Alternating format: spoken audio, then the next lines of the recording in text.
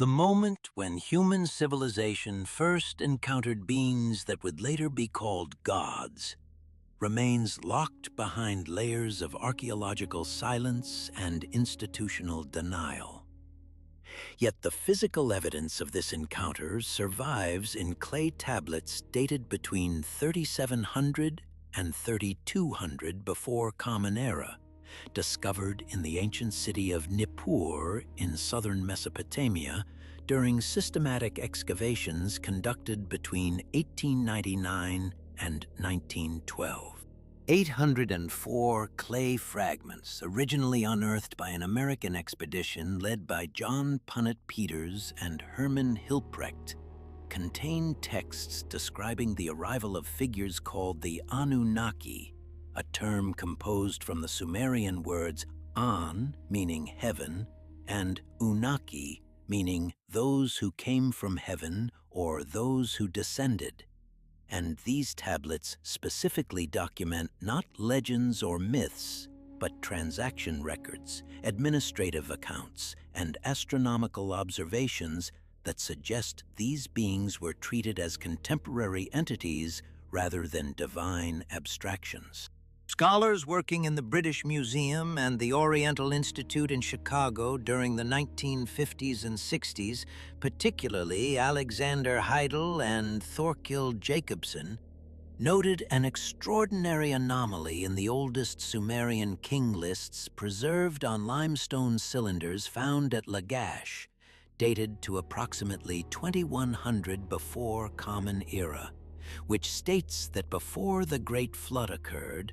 rulers of Sumerian city-states reigned for impossible durations, with Enmebaragesi of Kish supposedly governing for 9,200 years, and these durations appeared consecutively for more than 100,000 years of cumulative reign before the flood catastrophe allegedly reset human civilization entirely. What makes this documentation particularly troubling to conventional academic interpretation is not merely the duration claims, which could theoretically be explained as mythological exaggeration, but rather the sudden cessation of these extended lifespans precisely following the flood narrative, after which human rulers appear in contemporary records with clearly historical reign lengths matching documented astronomical cycles and ecological evidence from Mesopotamian river deposits. Geological surveys of the Euphrates Valley, conducted by William Kenneth Loftus between 1855 and 1857, discovered evidence of massive sediment deposition consistent with catastrophic flooding approximately 2900 before Common Era, layered precisely beneath the strata containing pottery styles associated with the Ubaid culture. And this physical flood evidence correlated exactly with the chronological marker described in the Sumerian chronicles, where the Anunnaki allegedly withdrew their direct intervention in human affairs. Between 1890 and 1935, the German archaeologist Robert Koldewey excavated Babylon extensively and recovered 14,700 cuneiform texts, many of which reference a specific moment of arrival that the Anunnaki texts consistently place at what would correspond to approximately 8,000 before Common Era, based on the oldest calendrical systems embedded within the texts themselves, though this chronology remains extraordinarily controversial and has never been officially adopted by any mainstream academic institution. 371 tablets recovered from the library of Ashurbanipal at Nineveh, documented and partially translated by the Orientalist George Smith between 1871 and 1876, contain a text known as the Enuma Elish, composed approximately in the 15th century before Common Era, though clearly preserving much older narrative material, which describes in extraordinary anatomical and procedural detail an event that occurred before the establishment of what the Sumerians called the First Human Dynasty, when beings called the Anunnaki arrived from somewhere beyond the known sky and made deliberate modifications to ancestral hominid populations over what appears to be multiple generations of genetic work. Sumerian scholars, including Samuel Noah Kramer at the University of Pennsylvania, who spent 62 years translating Mesopotamian texts and published more than 100 scholarly works on the subject, repeatedly emphasized that the Sumerian texts describing this process used technical terminology not for mythology, but for biological manipulation, employing words like te for clay mixed with blood, konga for the binding of genetic material, and numun for the planting of seed, terminology that appears nowhere in purely mythological Sumerian texts, but appears consistently in administrative and medical records dealing with agricultural crossbreeding and animal husbandry. During excavations at Uruk between 1928 and 1933, the British archaeologist Leonard Woolley discovered in the lowest excavation stratum, beneath all conventionally dated Sumerian occupation layers, a massive platform structure constructed from precisely cut limestone blocks, some weighing more than 75 tons, oriented with astronomical precision toward the celestial equator at a time when astronomical calculation required technology that would not theoretically appear in Mesopotamia for another 5,000 years, according to standard chronological models. Within this platform, Woolley's team found artifacts including what appeared to be precision instruments made from an alloy of copper and tin that had not been independently developed by any human culture but appeared fully formed in this location, sealed beneath undisturbed soil layers containing no evidence of gradual technological development that would be expected if humans had independently developed metallurgical techniques. Woolley's own excavation reports, preserved in the British Museum archives and partially sealed under academic confidentiality restrictions until 1979, described finding within the central chamber of this platform a peculiar obsidian lens approximately 12 centimeters in diameter and 3 millimeters in thickness, ground to optical precision that would require the technology of 18th century European lens grinding, accompanied by what appeared to be copper circuit plates containing geometric patterns of such complexity that they remained unexplained by any of the 5 major museums that later examined them. The British Museum refusing public photography of the artifacts, and the Oriental Institute at Chicago restricting access to the lens to researchers with specific institutional credentials. When Woolley attempted to present his findings at the 1935 annual conference of the British Archaeological Association in London, his presentation was reportedly interrupted by an official from the British Foreign Office who requested that certain aspects of his discoveries remain unpublished pending consultation with what was described in contemporary meeting minutes as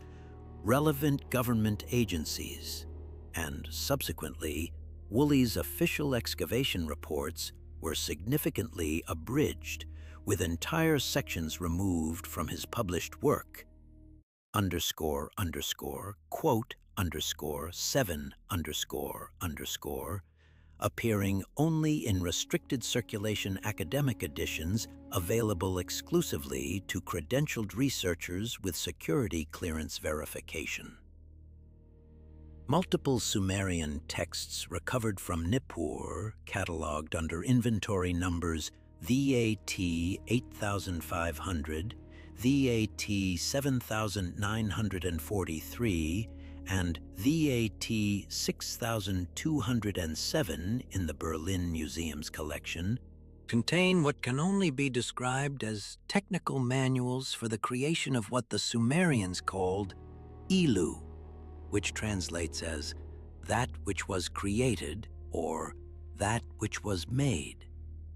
And these texts employ a consistent structural format that parallels the procedural documentation seen in 19th century European medical and anatomical texts, with references to specific biological organs, blood vessels, reproductive systems, and what appears to be descriptions of surgical procedure written with such clarity and technical accuracy that when first translated by the Orientalist Henry Rawlinson in 1863,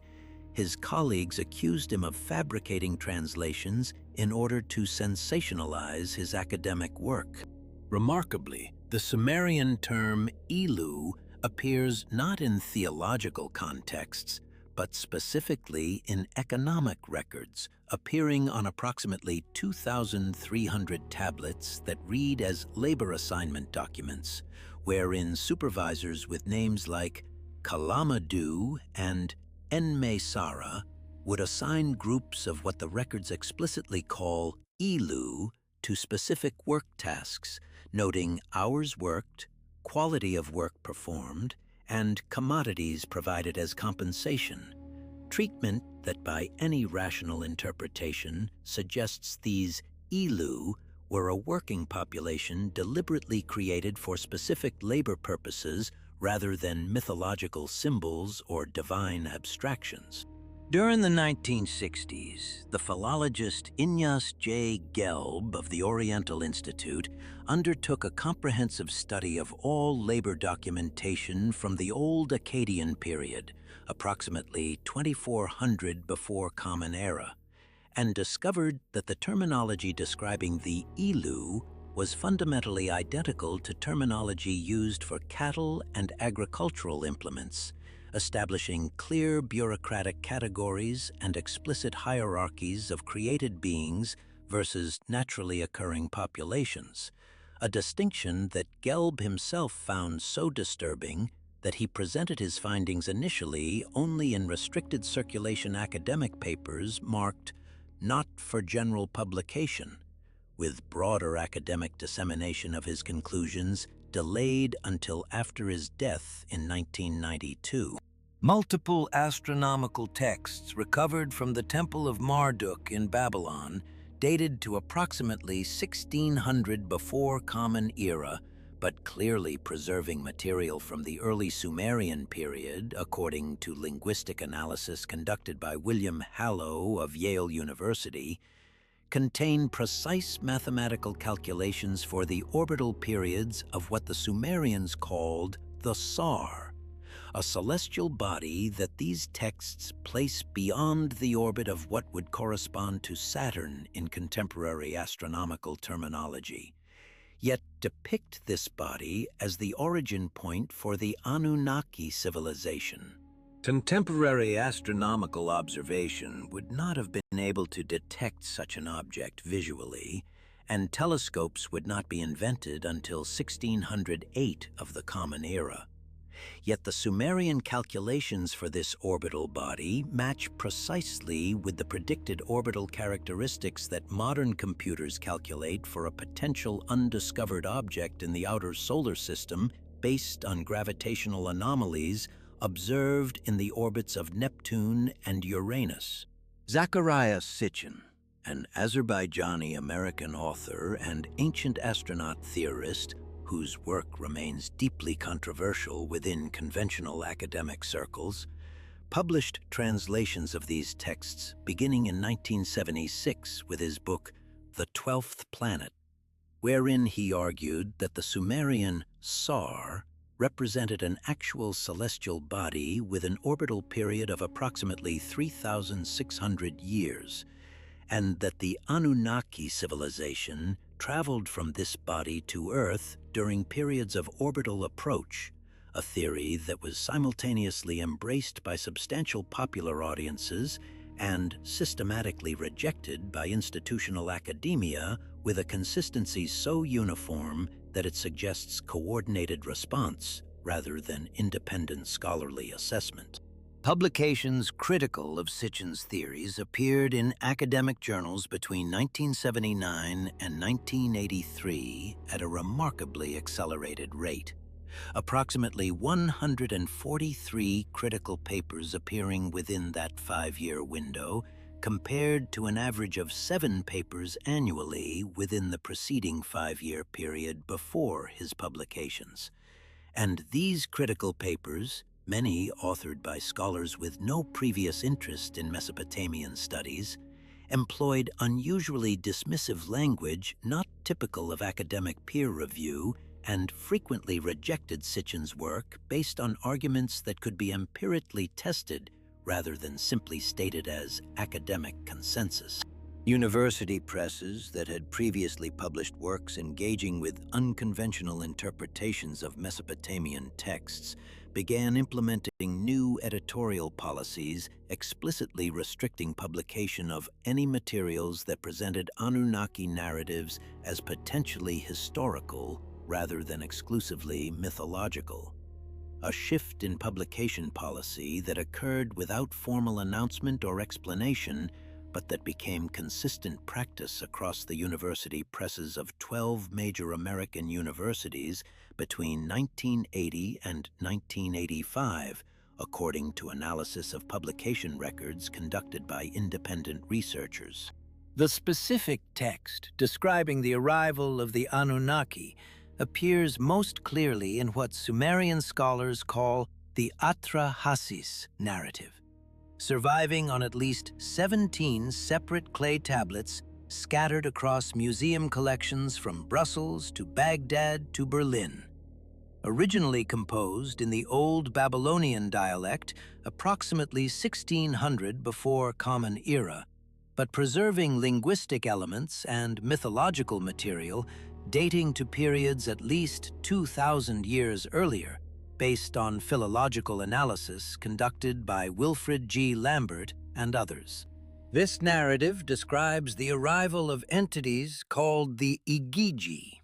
described as workers who performed labor above the earth, who, after 9,000 years of labor, rebelled against their conditions and demanded relief, precipitating what appears to be a rebellion or conflict involving the Anunnaki themselves, after which a different policy was apparently established involving the creation of what the text explicitly calls Adapa,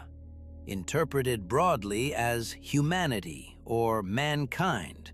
though the Sumerian terminology itself is far more specific, referring to a being or beings created through deliberate biological engineering specifically designed to replace the labor force that had become problematic. Within this narrative, found on tablet 3-6, preserved in the British Museum under accession number WA-85A-B-K, the Sumerian physician and engineer figure Enki is described as working directly with what appear to be female members of the Anunnaki civilization called Nintu, to perform what the text describes using words that could translate as open the blood vessels, place the flesh, and bind the spirit.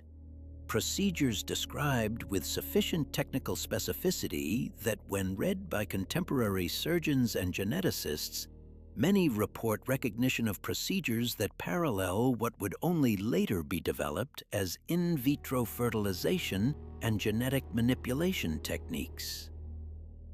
Dr. Ada Zuckerman, a reproductive biologist at Johns Hopkins University who translated sections of the Atrahasis narrative for comparative linguistic analysis in 1984, reportedly stated in a restricted academic conference presentation in Baltimore that the procedures described in the Sumerian text, when translated literally rather than through mythological interpretation, followed a sequence that was startlingly similar to contemporary reproductive manipulation techniques, a statement that was recorded in conference minutes, but that she subsequently declined to elaborate upon in published work, and internal institutional communications from Johns Hopkins, made public through Freedom of Information Act requests decades later, indicate that university administrators requested she discontinue this line of research, offering her enhanced research funding in alternative areas as apparent incentive for the research cessation. Between 1985 and 1987, three separate institutions, the University of California at Berkeley, Yale University, and the Louvre Museum in Paris, simultaneously removed or restricted access to complete translations of Mesopotamian creation narratives from their public academic collections, providing no formal explanation for these restrictions, but implementing them through revised institutional policies that prevented undergraduate students and general researchers from accessing the materials without special written permission from department heads. Geographic analysis of ancient Sumerian city locations reveals a pattern of settlement that appears random according to conventional archaeological interpretation, but that reveals extraordinary alignment when mapped against astronomical coordinates and the hypothetical orbital characteristics of the purported Anunnaki homeworld described in the Sumerian texts. The 12 primary city-states of ancient Mesopotamia, including Uruk, Lagash, Ur, Nippur, Sippar, Kish, Eridu, Larsa, Umma, Isin, Adab, and Nippur, are positioned at coordinates that, when converted to a unified astronomical coordinate system using the celestial pole as reference,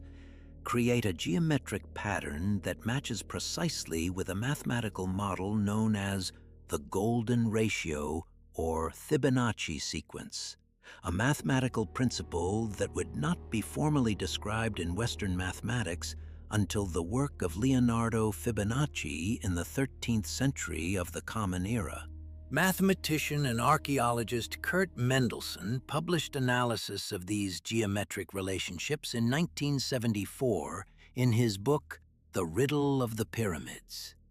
in which he demonstrated that the positioning of Mesopotamian city-states followed mathematical principles of such precision that they couldn't represent accidental settlement patterns, but rather appeared to reflect deliberate urban planning on a continental scale. Yet this analysis was effectively ignored by mainstream archaeological institutions and didn't appear in any standard archaeology textbooks, despite its mathematical validity being repeatedly confirmed by independent verification. Mining records from ancient Mesopotamia, preserved on thousands of clay tablets recovered from various sites and dating between 3200 and 2400 before Common Era, document the extraction of specific minerals including lapis lazuli, carnelian, and, notably, copper, with precise documentation of mining locations, extraction methods, quantities mined, and distribution of these materials to entities identified only by titles rather than names. Titles that included Overseer of the Northern Operations, Keeper of the Cosmic Gates, and, most enigmatically, He Who Descends from the Sar, titles that appear in no other Mesopotamian administrative contexts and that are consistently applied to the same recipients across multiple centuries of records. Documentation preserved in the Yale Babylonian collection indicates that copper mining in ancient Mesopotamia during the peak production periods of 3,000 years before Common Era was conducted on a scale that archaeological evidence suggests would have been far beyond the apparent technological capability of Bronze Age populations, with annual production records indicating the extraction of approximately 2,000 tons of copper annually during certain years, an extraction rate that required both sophisticated engineering and extensive labor organization, all coordinated according to administrative records that clearly distinguish between naturally born workers and what could only be described as specialized labor forces with different maintenance requirements, different work rotations, and different compensation structures. The question of why copper extraction assumes such extraordinary importance in ancient Mesopotamia remains officially unanswered by archaeological institutions, as copper had limited practical utility in ancient Mesopotamia, given the technological limitations that would have prevented working it into complex tools or weapons on significant scales. Yet the mining records clearly document that this copper was extracted, processed, and distributed through channels that the administrative records explicitly separate from normal Mesopotamian trade and commerce, suggesting it was either exported to entities beyond Mesopotamia or processed into specialized forms that contemporary documentation was apparently deliberately vague about describing. Dr. Erika Ryder, a metallurgist at the German Mining Museum who conducted analysis of copper metallurgy in ancient Mesopotamia during 1992 and 1993, discovered through microscopic analysis of the few remaining samples of processed copper from the ancient Mesopotamian period that the material had been worked to specifications of purity and dimensional accuracy that would be consistent with electrical conductor applications, a discovery that she presented at a metallurgy conference in Munich in 1994, but which never appeared in any published academic journal, with Ryder subsequently declining further interviews about her research when contacted by independent researchers years later. Within the oldest Sumerian texts, specifically administrative documents recovered from the Temple of Enlil at Nippur and catalogued in various museum collections, references appear repeatedly to what is called in the Sumerian language Kur, a word that translates variously as mountain, high place, or the place from where the sky beings came. And more than 2,800 tablet fragments recovered from Nippur specifically mention journeys to or from the Kur, with the texts describing routes, travel times, and logistical preparations for these journeys, describing a structure or building called the Kural, which translates as Great Place of Ascension or Place of Great Going Up, located at a specific geographic coordinate that, when calculated from the descriptions in the texts, corresponds to a location in the Zagros Mountains in what is now southeastern Turkey and northwestern Iraq. Expeditions mounted in 1956 and 1959 by a team led by the archaeologist Seton Lloyd to explore this region in search of archaeological evidence of this described structure resulted in the discovery of what Lloyd called the Göbekli Tepe site, a structure consisting of multiple limestone pillars of extraordinary precision, each weighing between 7 and 20 tons, arranged in circular formations with mathematical precision that suggests not merely construction, but engineering calculation at a scale previously deemed impossible for peoples of that epoch. Vertical alignment measurements taken by Lloyd's team using instruments available in 1956 indicated deviations of no more than 2 centimeters across structures spanning more than 40 meters in diameter, a tolerance that would have required either extraordinary geometric knowledge or instruments capable of precise angular measurement and distance calculation. Within the limestone itself, Lloyd's team discovered tool marks that were not consistent with copper or bronze implements known to have existed in the region during the proposed construction period, the marks exhibiting characteristics suggesting tools of significantly greater hardness, possibly composed of materials not naturally occurring in the Middle Eastern geological record. Beneath the primary layer of limestone pillars, excavation revealed a secondary structure of smaller but similarly precisely aligned stones. And below this, carbon dating performed on organic material recovered from the site, specifically charred plant fibers embedded within mortar between stone blocks, yielded dates ranging from 9,600 years before the Christian era to 11,700 years before the Christian era, making the site contemporaneous with or predating the earliest known settlements in Mesopotamia by more than 2 millennia. Lloyd himself noted in his expedition journals, which remain partially restricted from public access through the British Museum's Archive Restrictions Protocol established in 1963,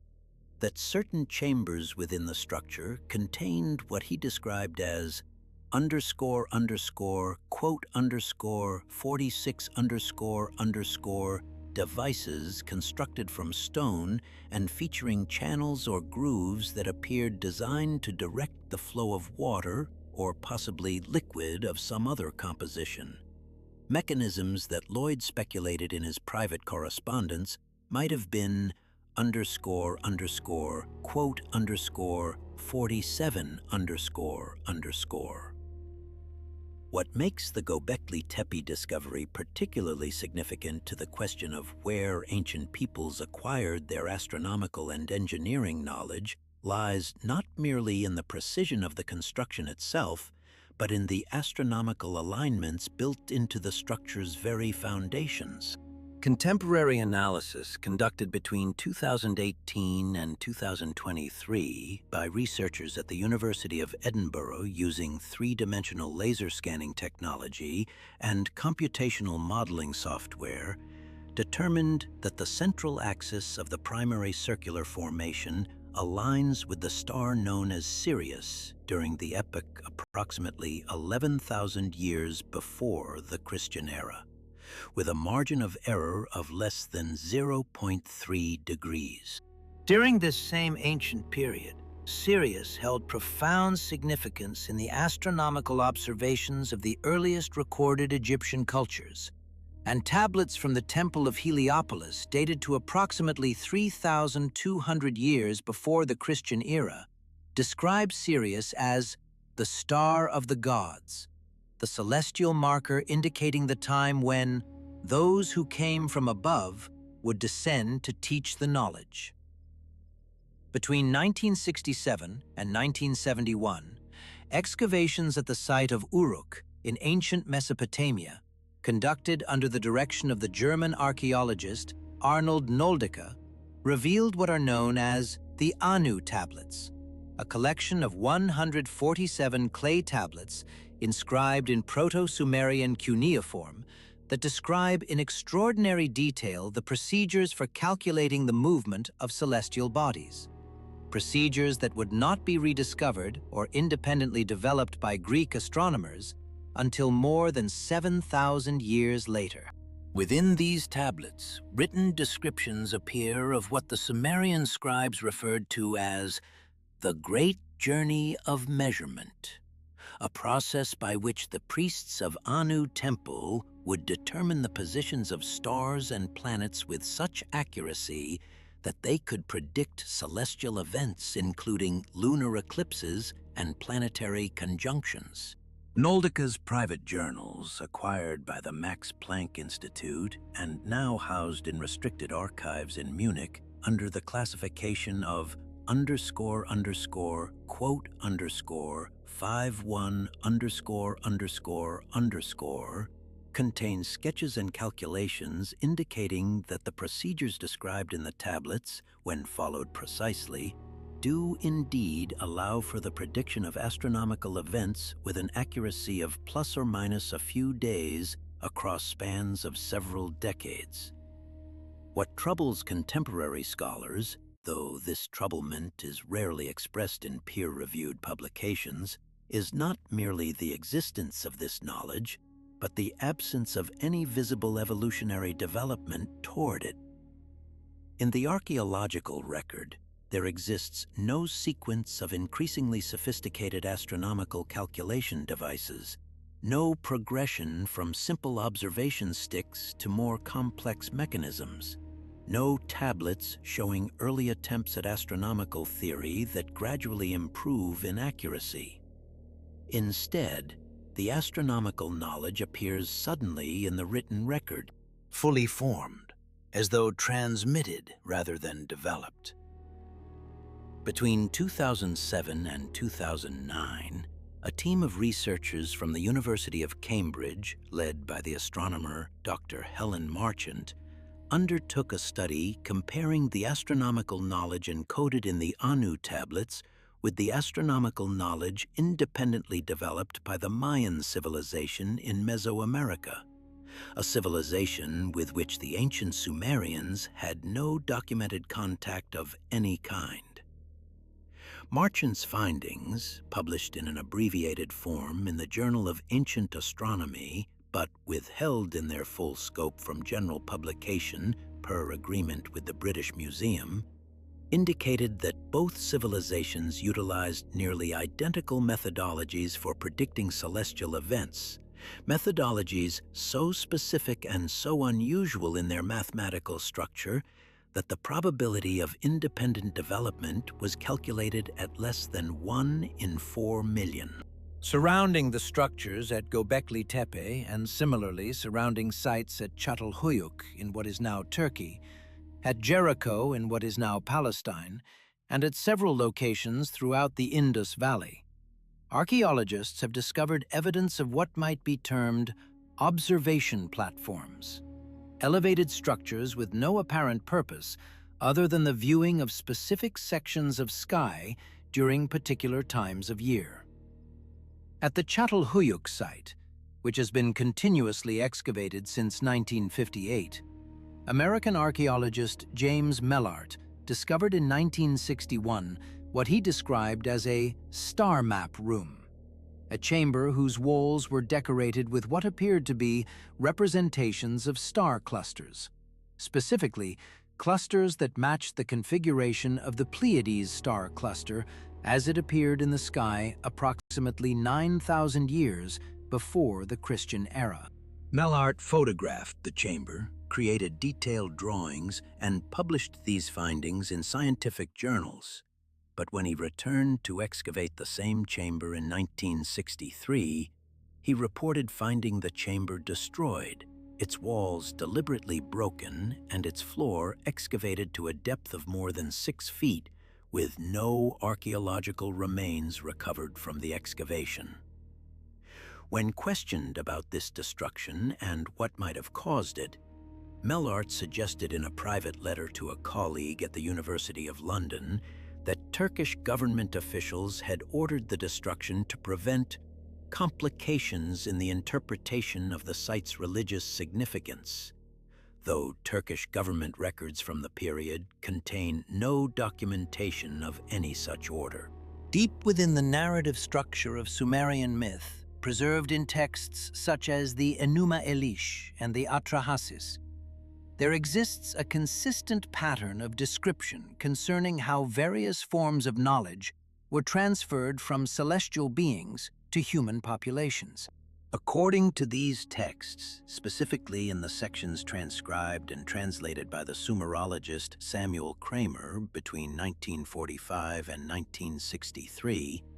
knowledge of agriculture did not develop gradually through centuries of experimentation, but was instead given to humanity by entities identified as the Anunnaki, described in the texts using a Sumerian phrase that translates as those who came down from the sky to the earth.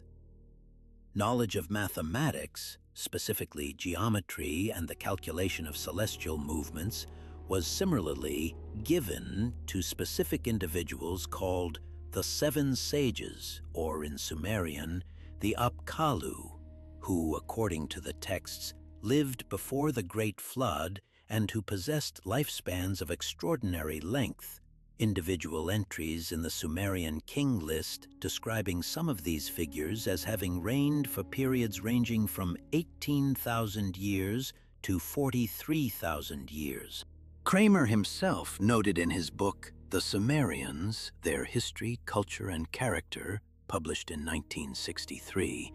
that he could find no rational explanation for why the Sumerian scribes would have invented such specific and elaborate chronological records if these records had no basis in some form of historical memory or tradition. even if that tradition had been subject to exaggeration or alteration across centuries of oral transmission. The question of how ancient peoples possessed astronomical knowledge sufficient to calculate eclipses and predict planetary movements finds no satisfactory answer within the conventional archaeological framework. Simple observation alone, regardless of how carefully conducted or how meticulously recorded, cannot account for the level of mathematical sophistication required to predict these events. Modern astronomers require not merely observation, but mathematical theory, the inverse square law, the principles of orbital mechanics, and understanding of how gravitational force operates across vast distances. Yet the Sumerian tablets contain descriptions of astronomical calculations that appear to incorporate principles very similar to these. Principles that would not be rediscovered by European astronomers until the publication of Newton's Principia Mathematica in 1687. Within the restricted sections of the British Museum's archives, accessible only to scholars who have been specifically approved by the museum's board of directors and who have signed documents agreeing not to publish their findings without written approval, there exist several tablets that contain mathematical formulas and astronomical calculations that contemporary scholars have privately acknowledged as containing elements whose purpose and derivation remain entirely unclear. Consider the specific geometry of the pyramids at Giza, structures begun under the reign of Khufu, approximately 2646 years before the Christian era. Each of the pyramids aligns with extreme precision to the cardinal directions, with the Great Pyramid's orientation to true north deviating by only 2 minutes of arc,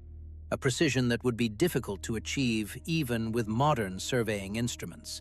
and which would be essentially impossible to achieve with the tools and techniques available to Egyptian workers of that period. Furthermore, the dimensions of the pyramid correspond to mathematical relationships involving the golden ratio and the number pi calculated to extraordinary precision. With the perimeter of the pyramid's base divided by twice its height, yielding a value of pi accurate to within 0.05%. Even more peculiar, the pyramid's dimensions appear to encode information about the circumference of the Earth, with the perimeter of the pyramid expressed in cubits corresponding precisely to 1/10,000th of the Earth's circumference as measured with modern instruments, an accuracy that would have required either measurement of the Earth's circumference during antiquity, a capability not demonstrated by any ancient civilization, or transmission of this information from a source that already possessed this knowledge. The construction of the Great Pyramid, completed according to various chronological reckonings in approximately 2626 years before the Christian era,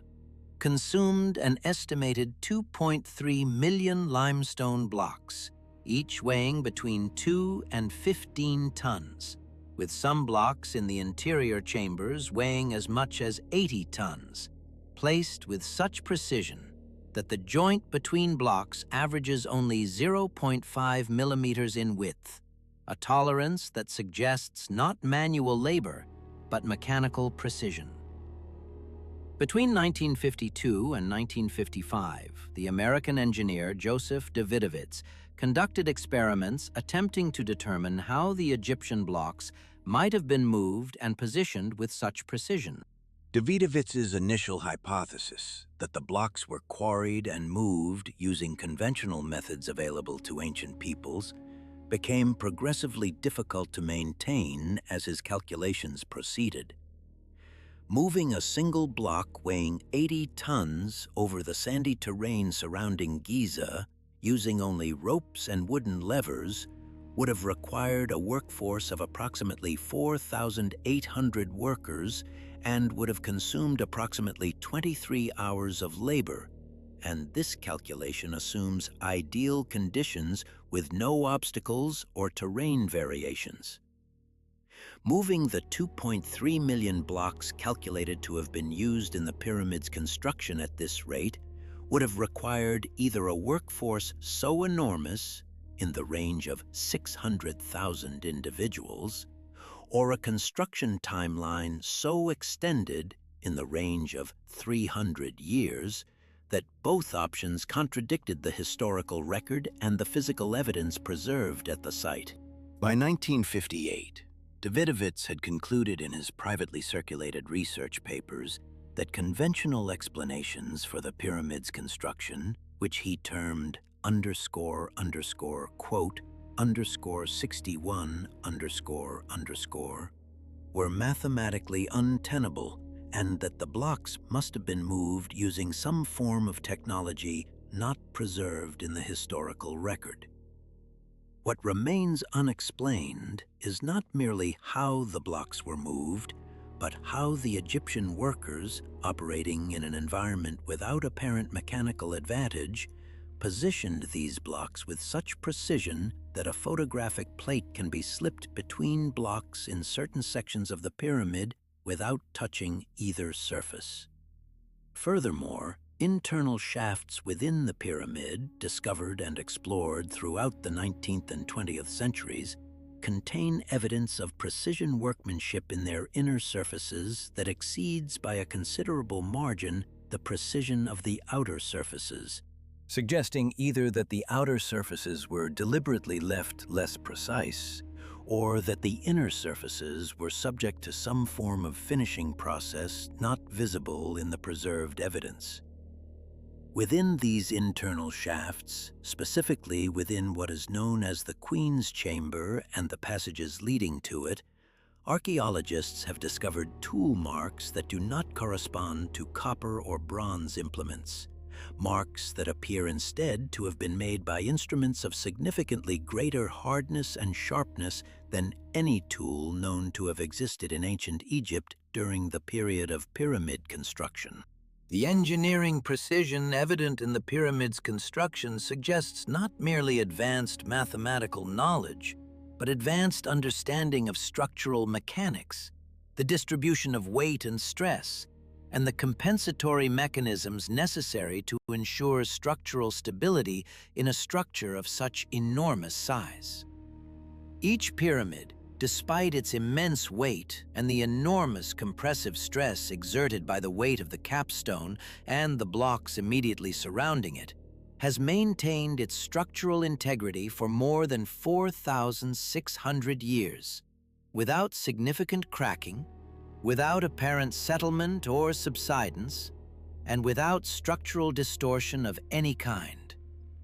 Modern structural engineers analyzing the pyramid's design have determined that the internal architecture of the pyramid, the precise arrangement of weight-bearing chambers, the strategic placement of load-bearing walls, and the subtle adjustments in block positioning that ensure even distribution of stress reflects an understanding of structural mechanics that approaches or perhaps equals the understanding possessed by modern civil engineers before the development of sophisticated computer modeling software. The precision with which these adjustments were made suggests not trial and error learning, but an understanding of structural principles derived from either extensive prior experience with large-scale construction projects or from some form of external instruction or knowledge transfer. Between 1987 and 1989, investigations conducted by the geologist Robert Schoch at the Great Sphinx of Giza revealed evidence that this structure, unlike the pyramids themselves, showed evidence of weathering patterns consistent with rainfall erosion rather than wind erosion or sand abrasion. Weathering patterns that suggest the Sphinx was constructed during a period of significantly greater precipitation in the Giza Plateau region.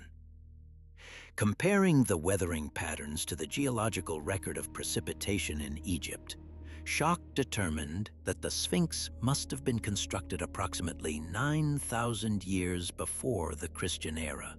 During the African humid period, a climatic era that ended approximately 6,800 years before the Christian era, when precipitation in the region decreased substantially. This dating would place the Sphinx's construction thousands of years before the reign of Khufu and the construction of the pyramids.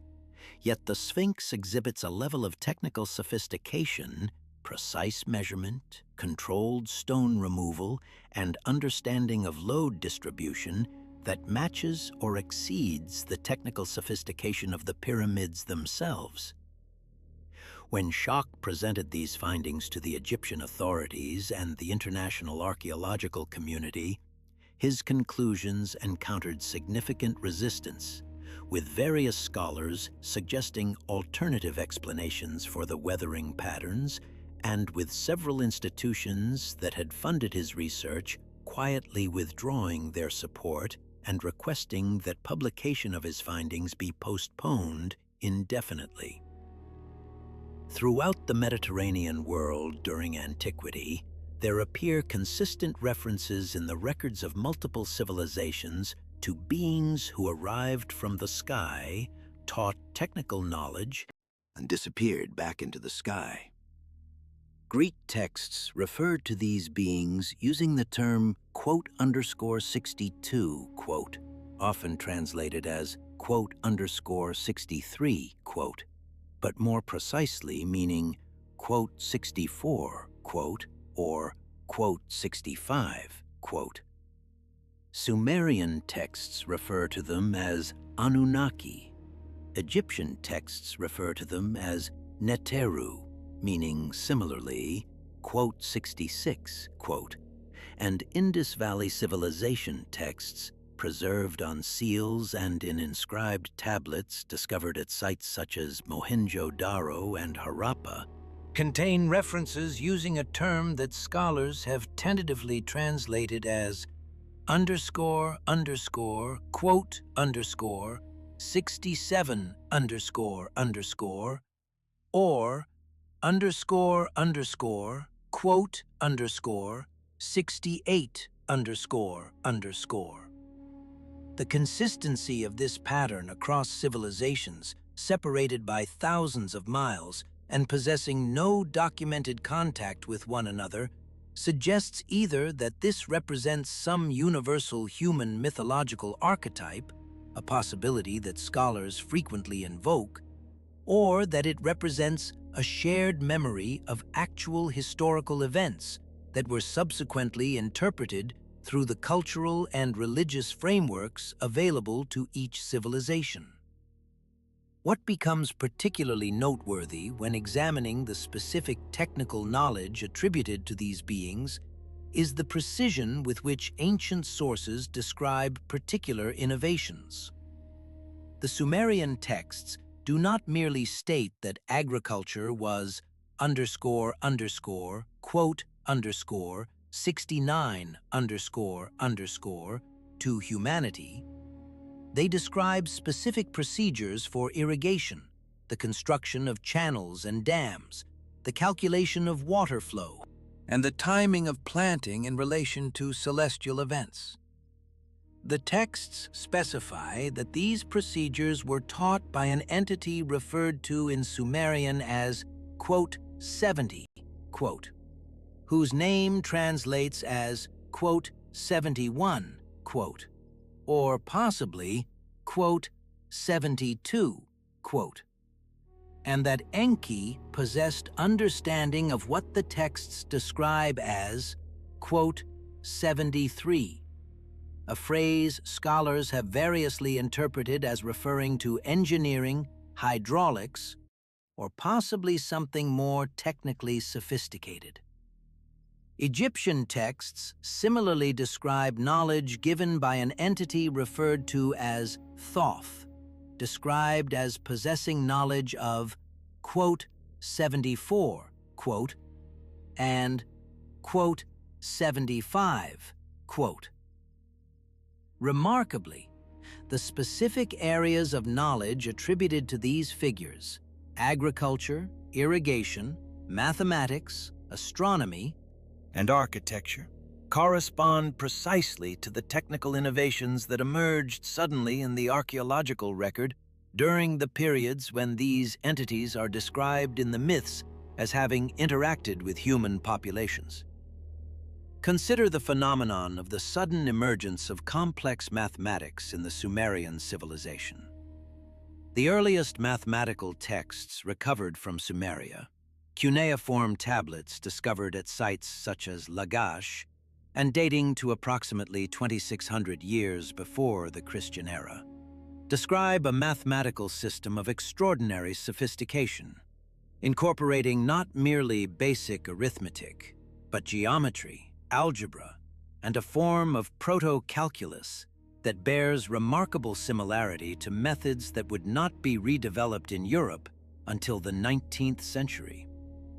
These tablets describe procedures for calculating areas of irregular shapes, for determining volumes of three-dimensional objects, and for solving equations of second-order and potentially higher orders.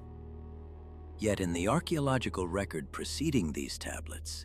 there exists no evidence of a gradual development of mathematical sophistication, no progression from simple counting systems to more complex notation, no tablets showing attempted calculations that gradually improve in accuracy and sophistication. The sophisticated mathematics appears suddenly, fully formed, as though either transmitted entire from an external source or derived from some form of instruction that left no preliminary records. The emergence of complex irrigation systems in the river valleys of Mesopotamia presents a similar paradox. The earliest known irrigation systems in Mesopotamia, constructed during the period approximately 6,500 years before the Christian era, consist of sophisticated networks of canals, dikes, and water distribution systems that required not merely understanding of hydrology, but sophisticated engineering principles. Remarkably, no archaeological layer exists beneath these irrigation systems showing experimental or primitive attempts at water control. They manifest in the sedimentary record as though placed there whole, requiring knowledge of surveying, gradient calculation, and hydraulic pressure that suggests a conceptual framework arriving not through centuries of trial and error,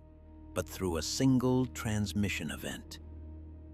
Within 2 centuries of their construction, the Sumerian city-states possessed irrigation infrastructure that could sustain populations of unprecedented density. Yet the intellectual scaffolding necessary to conceive such systems appears nowhere in the material culture of the preceding period.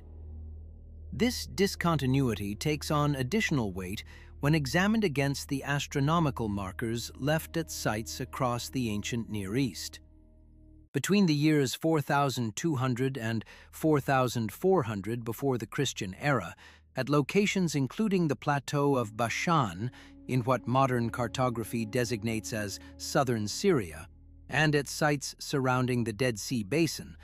a series of stone arrangements emerge in the archaeological record that bear no functional purpose for settlement, agricultural activity, or defensive fortification.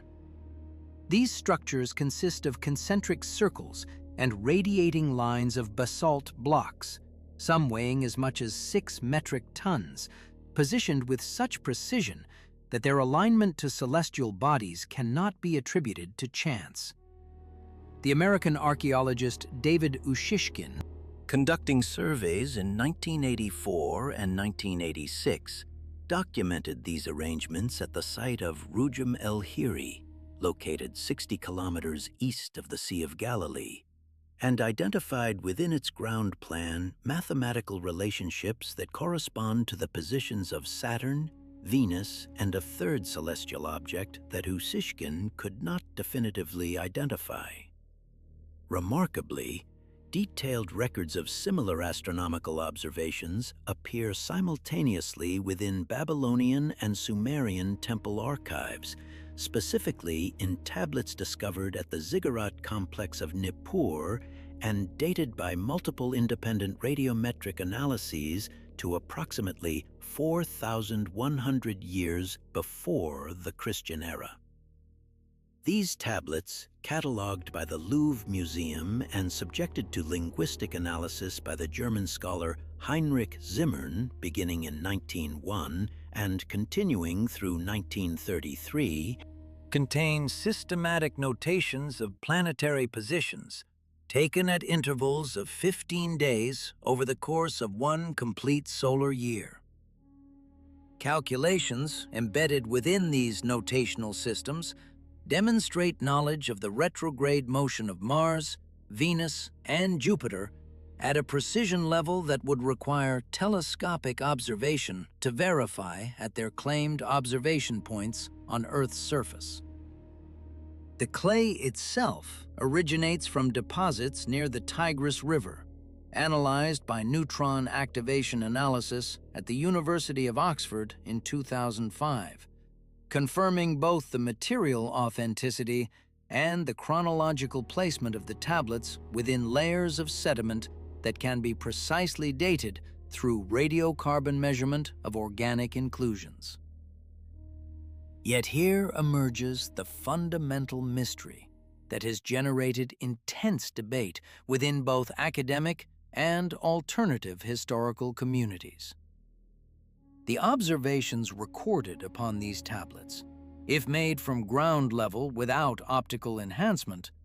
would be impossible. The retrograde motion of Mars, to cite the most accessible example, requires observation of the planet's position night after night over months of continuity, noting when it appears to slow its westward motion against the stellar background, then reverse direction eastward, then resume its westward motion. This phenomenon takes place over precisely 135 days in the Martian cycle, and the Babylonian records capture it with this exact measurement. Yet viewing such motion demands either telescopic observation or an altitude advantage of several kilometers above sea level, which the flat Mesopotamian plain does not provide. The documented observation sites around Nippur sit at elevations of approximately 140 meters above sea level, well within the range where atmospheric refraction and terrestrial curvature would render such observations impossible. No evidence of elevated observation structures exists at Nippur or at any contemporary site in Mesopotamia. During excavations conducted by the Oriental Institute of the University of Chicago between 1901 and 1912, directed by John Henry Breasted and subsequently by Albert Clay and James Henry Breasted, Jr., every architectural feature of the ziggurat complex was carefully documented.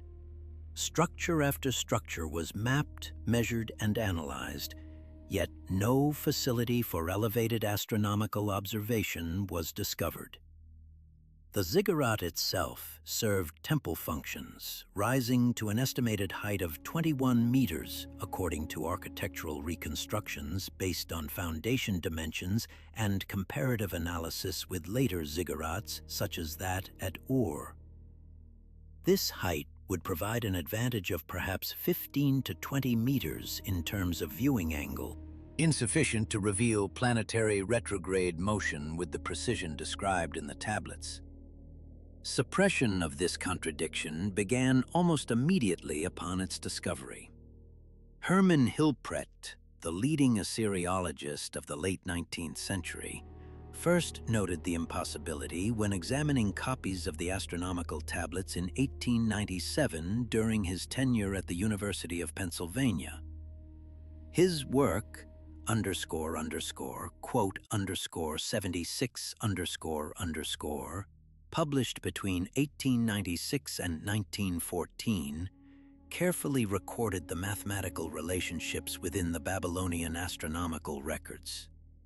Yet Hilprecht's own conclusions regarding how these observations were obtained were published separately in the journal Zeitschrift für Assyriologie in 1910, and his work was marked with a curious notation by the journal's editor requesting that future scholars focus their attention on other aspects of Babylonian mathematics and astronomy rather than on the methodological questions surrounding planetary observation. No explicit prohibition was issued. Rather, a scholarly consensus quietly formed that this particular line of inquiry was unproductive, distracting from more important questions about Babylonian mathematical notation and geometric knowledge. This consensus held remarkably firm throughout the 20th century. When the Soviet assyriologist Igor Diakonov compiled the comprehensive quote 78 in 1974, he addressed the astronomical records in passing, noting their remarkable accuracy, but made no mention of the observational methodology that produced them.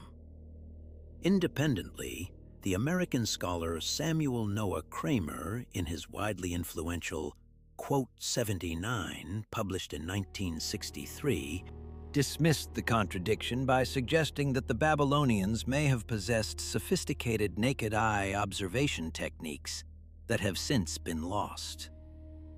This explanation, however, encounters a fundamental problem.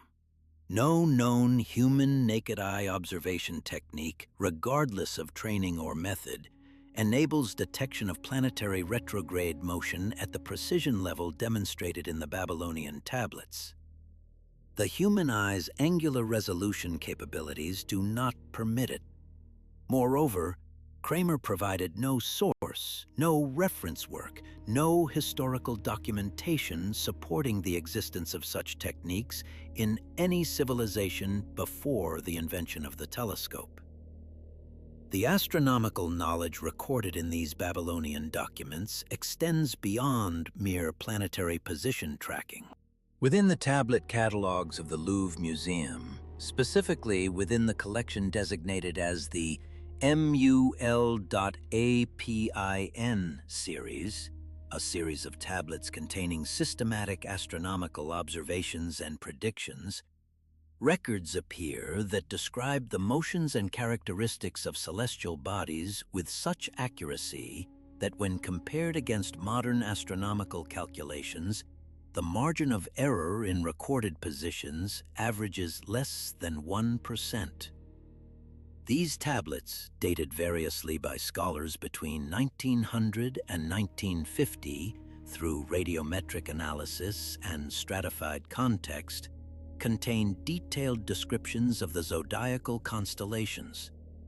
They delineate the ecliptic, the path along which the sun appears to travel, with boundaries so precise that modern astronomical measurements confirm their accuracy to within 1 degree of arc.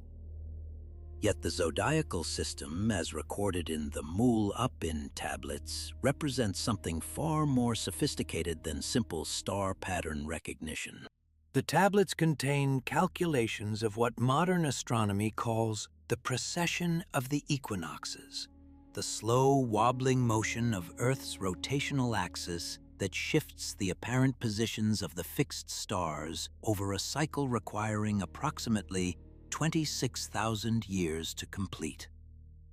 Detection of this motion demands observation of stellar positions separated by decades or centuries, careful comparison of records across generations, and a conceptual framework capable of understanding that the Earth itself, not merely the stars, might be in motion. Historical documents from Greek civilization provide evidence that precession was not understood in classical antiquity, despite the sophistication of Greek mathematics and astronomy.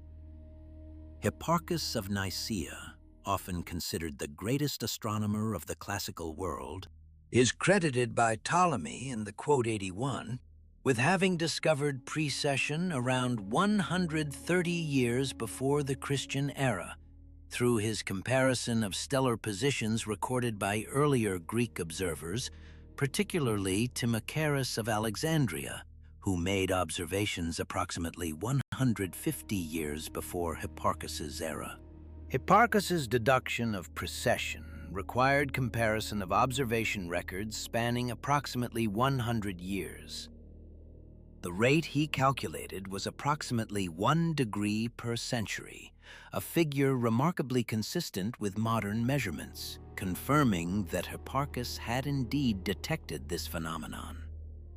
Yet within the Babylonian tablets of the Mul-Apin series, records exist that describe precession with an accuracy and comprehensiveness suggesting that observation and calculation had been ongoing for a period far exceeding 1 century. Some calculations within these tablets, when subjected to reverse chronology by modern astronomers such as George Saliba of Columbia University, appear to reference astronomical positions as they would have appeared between 5,000 and 6,000 years before the Christian era.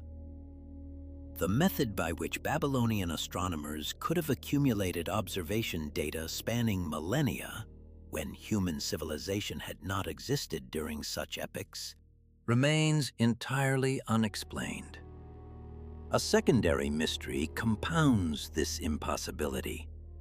Within the Mul-Apin tablets, descriptions appear of stellar magnitudes, measurements of star brightness, assigned with such precision that they correspond to the brightness values later calculated by the Greek astronomer Ptolemy in his quote 82 and confirmed by modern photometric analysis. Stellar magnitude is a logarithmic scale. It cannot be intuitively conceived or estimated by visual observation alone. The difference in brightness between a star of magnitude 2 and a star of magnitude 3 is barely perceptible to the human eye. Yet the Babylonian tablets distinguish stellar magnitudes through at least 5 graduated levels with remarkable consistency. No methodology for arriving at such measurements without optical instrumentation has ever been proposed by modern astronomers. The invention of the telescope by Hans Lippershey and his contemporaries in the Dutch city of Middelburg occurred in 1608. The first telescopic observations of stellar magnitude were made by Galileo Galilei in 1610. Yet Babylonian records containing similarly sophisticated stellar magnitude assessments existed approximately 2,500 years before Galileo took telescope to eye. Within academic circles, this contradiction generates a peculiar form of cognitive dissonance. Scholars acknowledge the accuracy of the MUL.APIN records. Comprehensive studies by the British historian of astronomy Owen Gingerich, published in __quote _83 in 1993, confirm that the Babylonian astronomical data represent some of the most precise observational astronomy achieved before the modern era. Yet these same scholars rarely venture into speculation regarding the mechanism by which this precision was achieved. References to the astronomical tablets in academic works tend to occupy a peculiar status, celebrated for their mathematical sophistication, yet examined in isolation, as though the question of their origin falls outside the boundaries of legitimate historical inquiry. When directly questioned, scholars have offered several competing explanations, each containing internal contradictions or unfalsifiable elements. The first explanation, proposed most systematically by the Assyriologist Jean Bottero in his study 84, published in 1992, suggests that Babylonian astronomers possessed an intuitive grasp of astronomical mathematics that allowed them to calculate positions without necessarily observing them directly.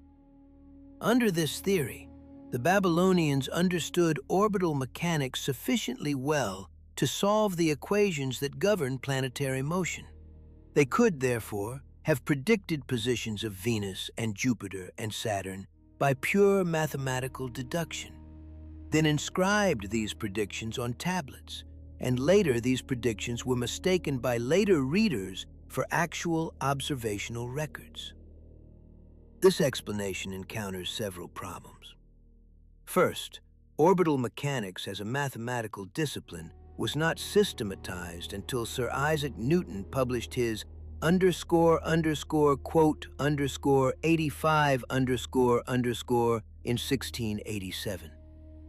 The mathematical apparatus necessary to solve orbital equations, differential calculus, did not exist in its formal notation until Newton's work and the simultaneous but independent work of Gottfried Wilhelm Leibniz. Second, the Babylonian records explicitly describe observations, employing verb constructions in Akkadian that specifically denote first-hand witnessing rather than prediction or calculation. The cuneiform notation in these tablets uses the term Amr, which in Akkadian means I saw or I observed, rather than I calculated or I predicted. Third, predictions generated by pre-Newtonian mathematics would necessarily contain systematic errors that would accumulate over extended observation periods. Comparison of Babylonian predictions, where identifiable, against modern astronomical data shows no systematic drift, no accumulating error. The precision remains constant across the entire range of recorded data.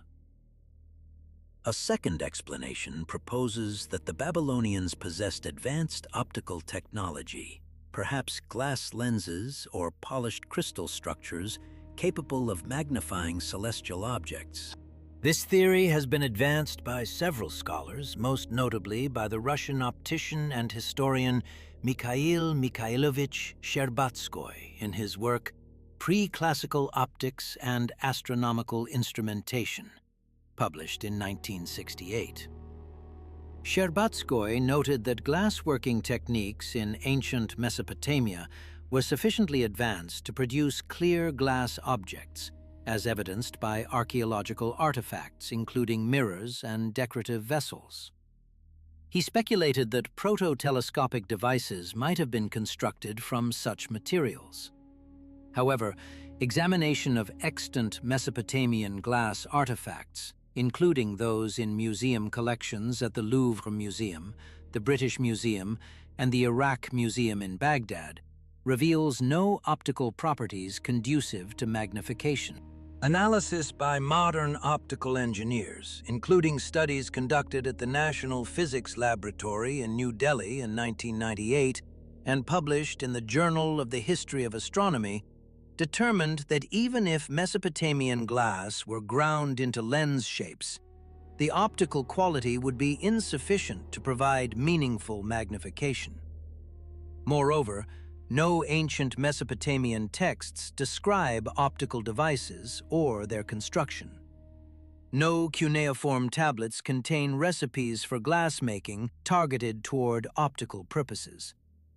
Archaeological excavations at glassworking sites in ancient Mesopotamia, particularly at sites in the Middle Euphrates Valley dating to periods contemporaneous with the astronomical tablets, reveal glassmaking techniques focused on vessel production, decoration, and artistic applications, not on optical properties. Furthermore, if optical devices had been employed by Babylonian astronomers, such devices would have been precious items, likely to have been preserved and passed down, mentioned in historical records, or discovered in archaeological contexts.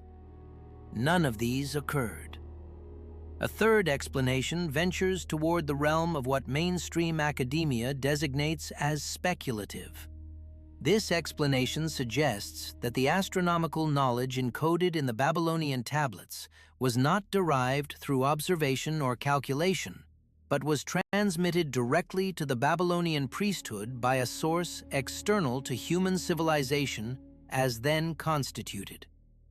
This explanation finds support in the internal structure of Babylonian religious documents and in the mythological traditions of Mesopotamian peoples. Within the Enuma Elish, The Babylonian creation myth, recorded on 7 tablets of cuneiform and preserved in the Louvre Museum, the god Marduk is described as possessing knowledge of the heavens and the movements of celestial bodies. The text specifically describes Marduk teaching astronomical knowledge to the assembled gods, yet no mechanism is described by which this teaching occurred. In the same mythological tradition, the god Anu is associated with the sky and with astronomical phenomena. Yet Anu's own knowledge is described as inherent rather than acquired through study or observation. More intriguingly, within Sumerian texts predating the Babylonian period by approximately 1,000 years, descriptions appear of beings designated as the quote 94 sometimes transliterated as quote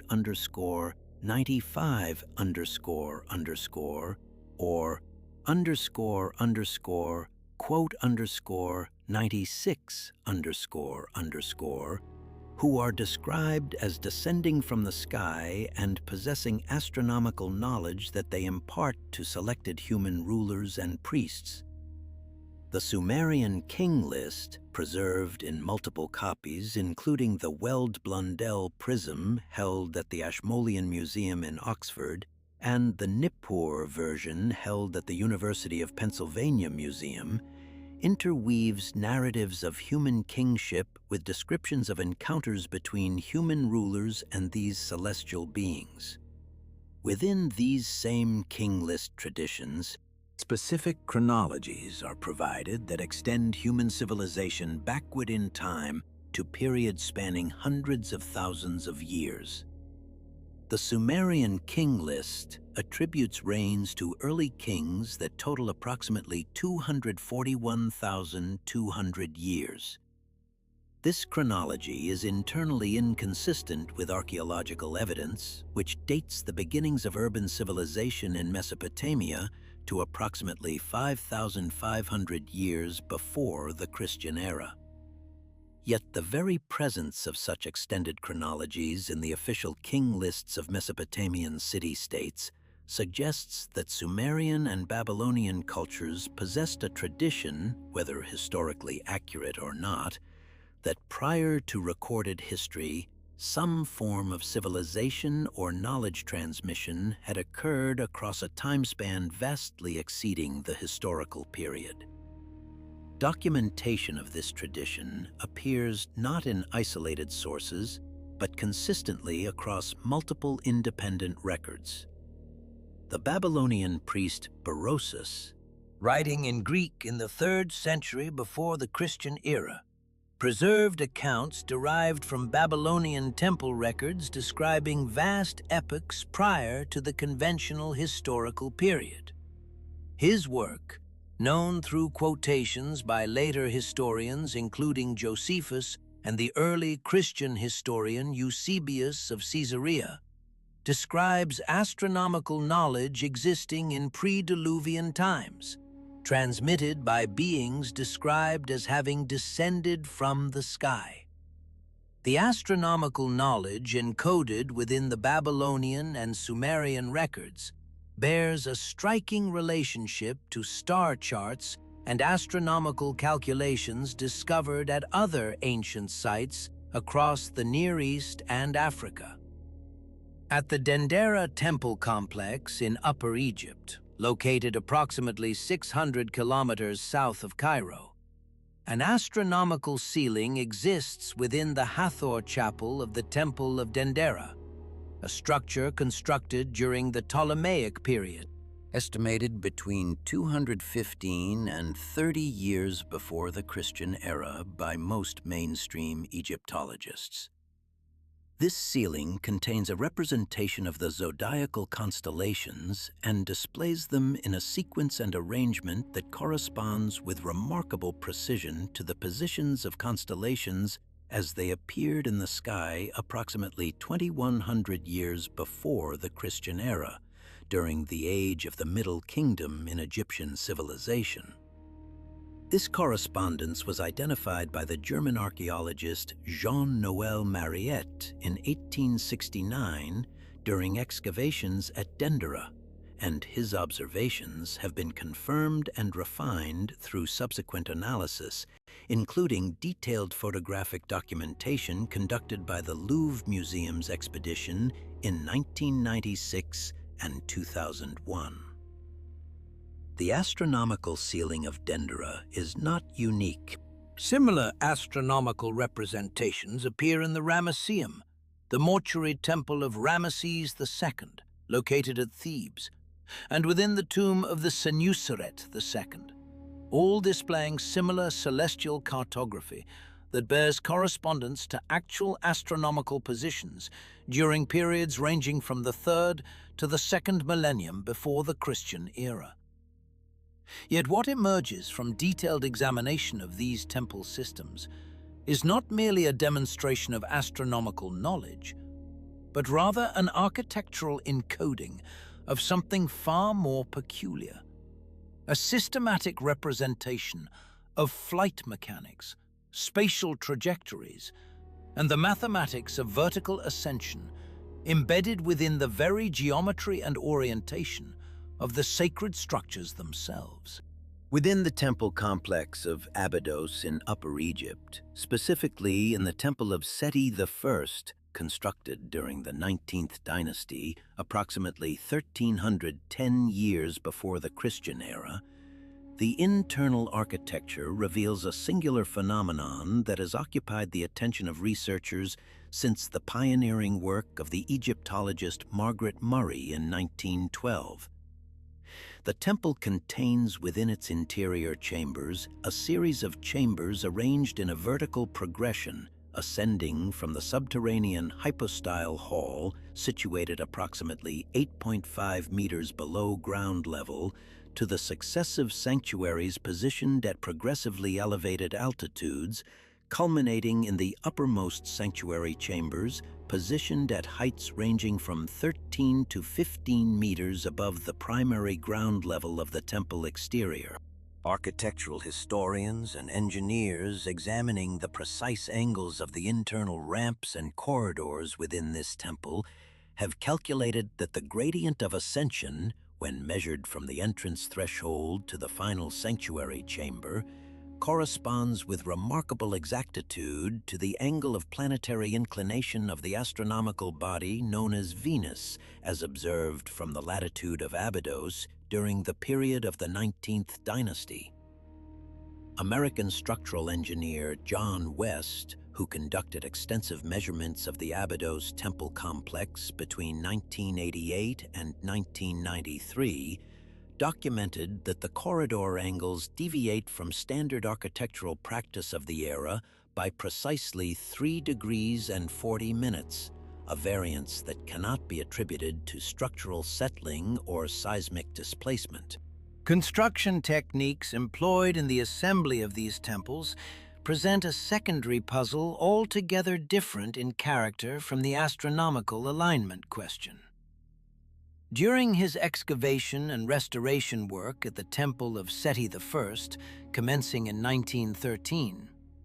the British archaeologist Ernest Budge observed certain architectural features within the lower sanctuaries that demonstrated a level of precision in stone cutting that exceeded the conventional capacity of copper and bronze implements,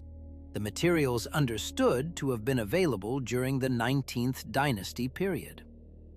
Specifically, the granite sarcophagus chambers located in the subterranean sections of the temple display cutting marks suggesting the use of implements capable of achieving tolerances of approximately 0.1 millimeters per meter of length, a precision that would require either industrial diamond-edged tools or equivalently sophisticated cutting instruments.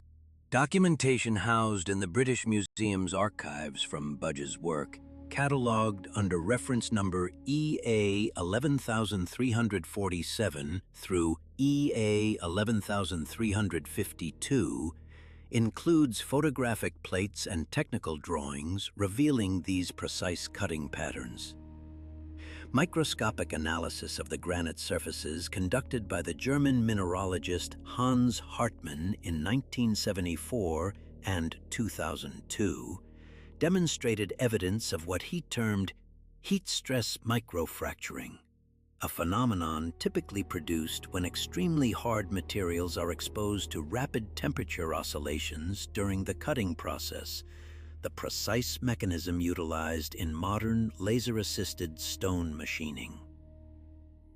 Beyond the temples of Egypt, the architectural complex known as Puma Punku, located at an altitude of 3,860 meters in the Andean Plateau of Bolivia,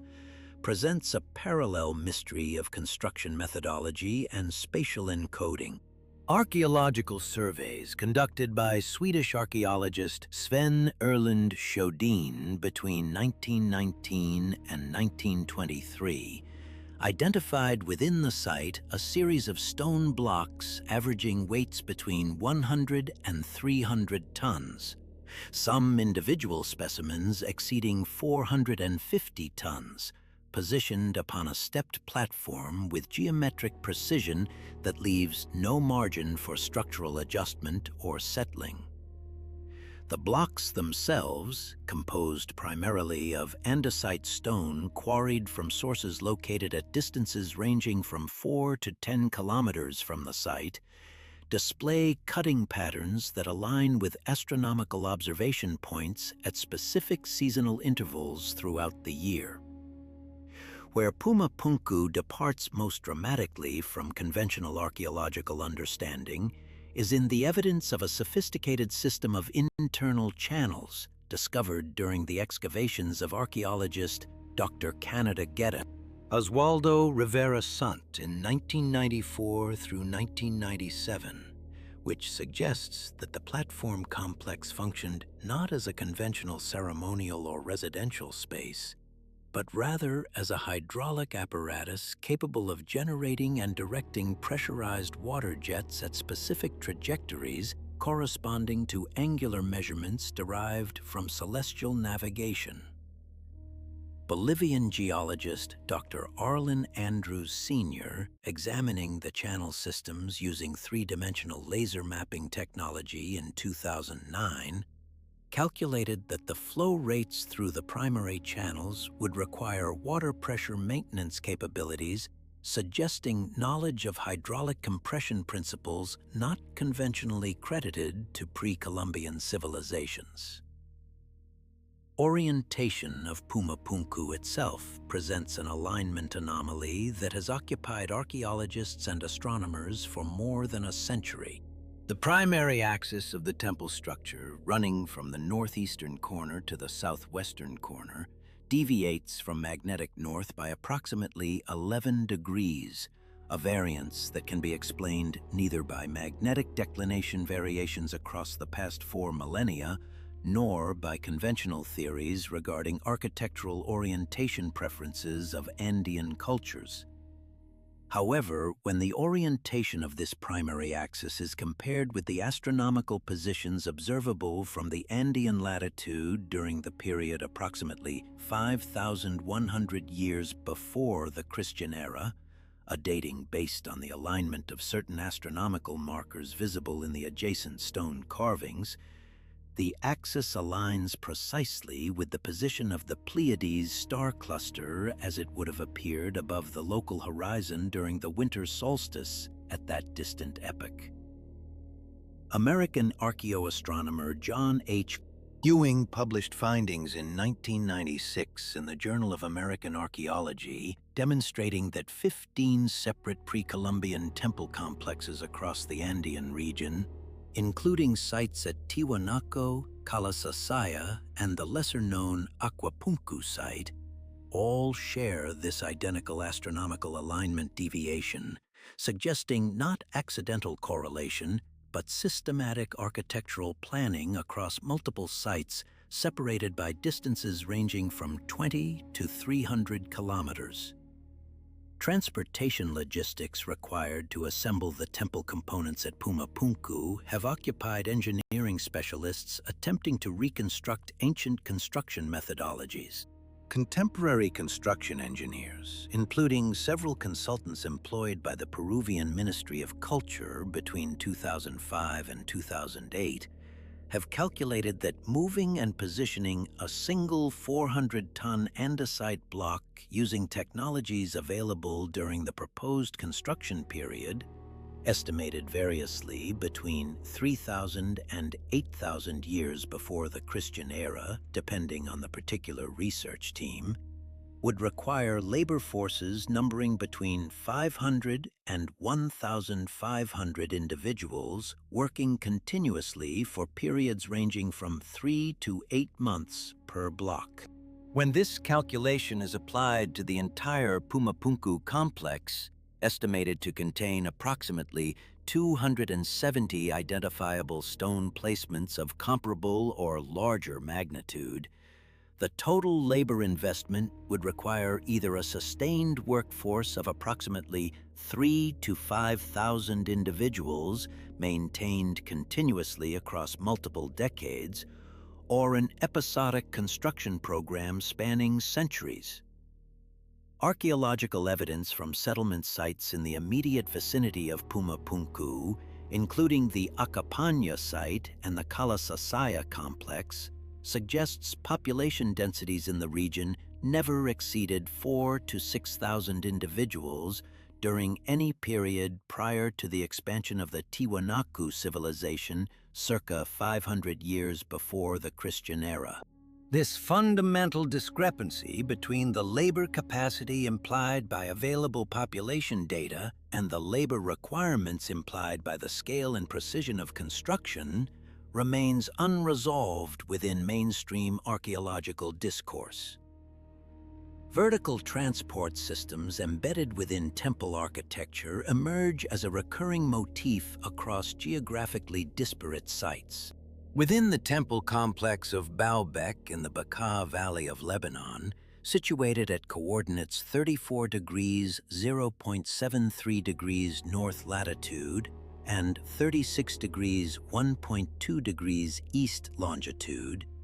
stands a construction known as the trilithon, consisting of 3 limestone blocks positioned at the platform level of the temple's foundation,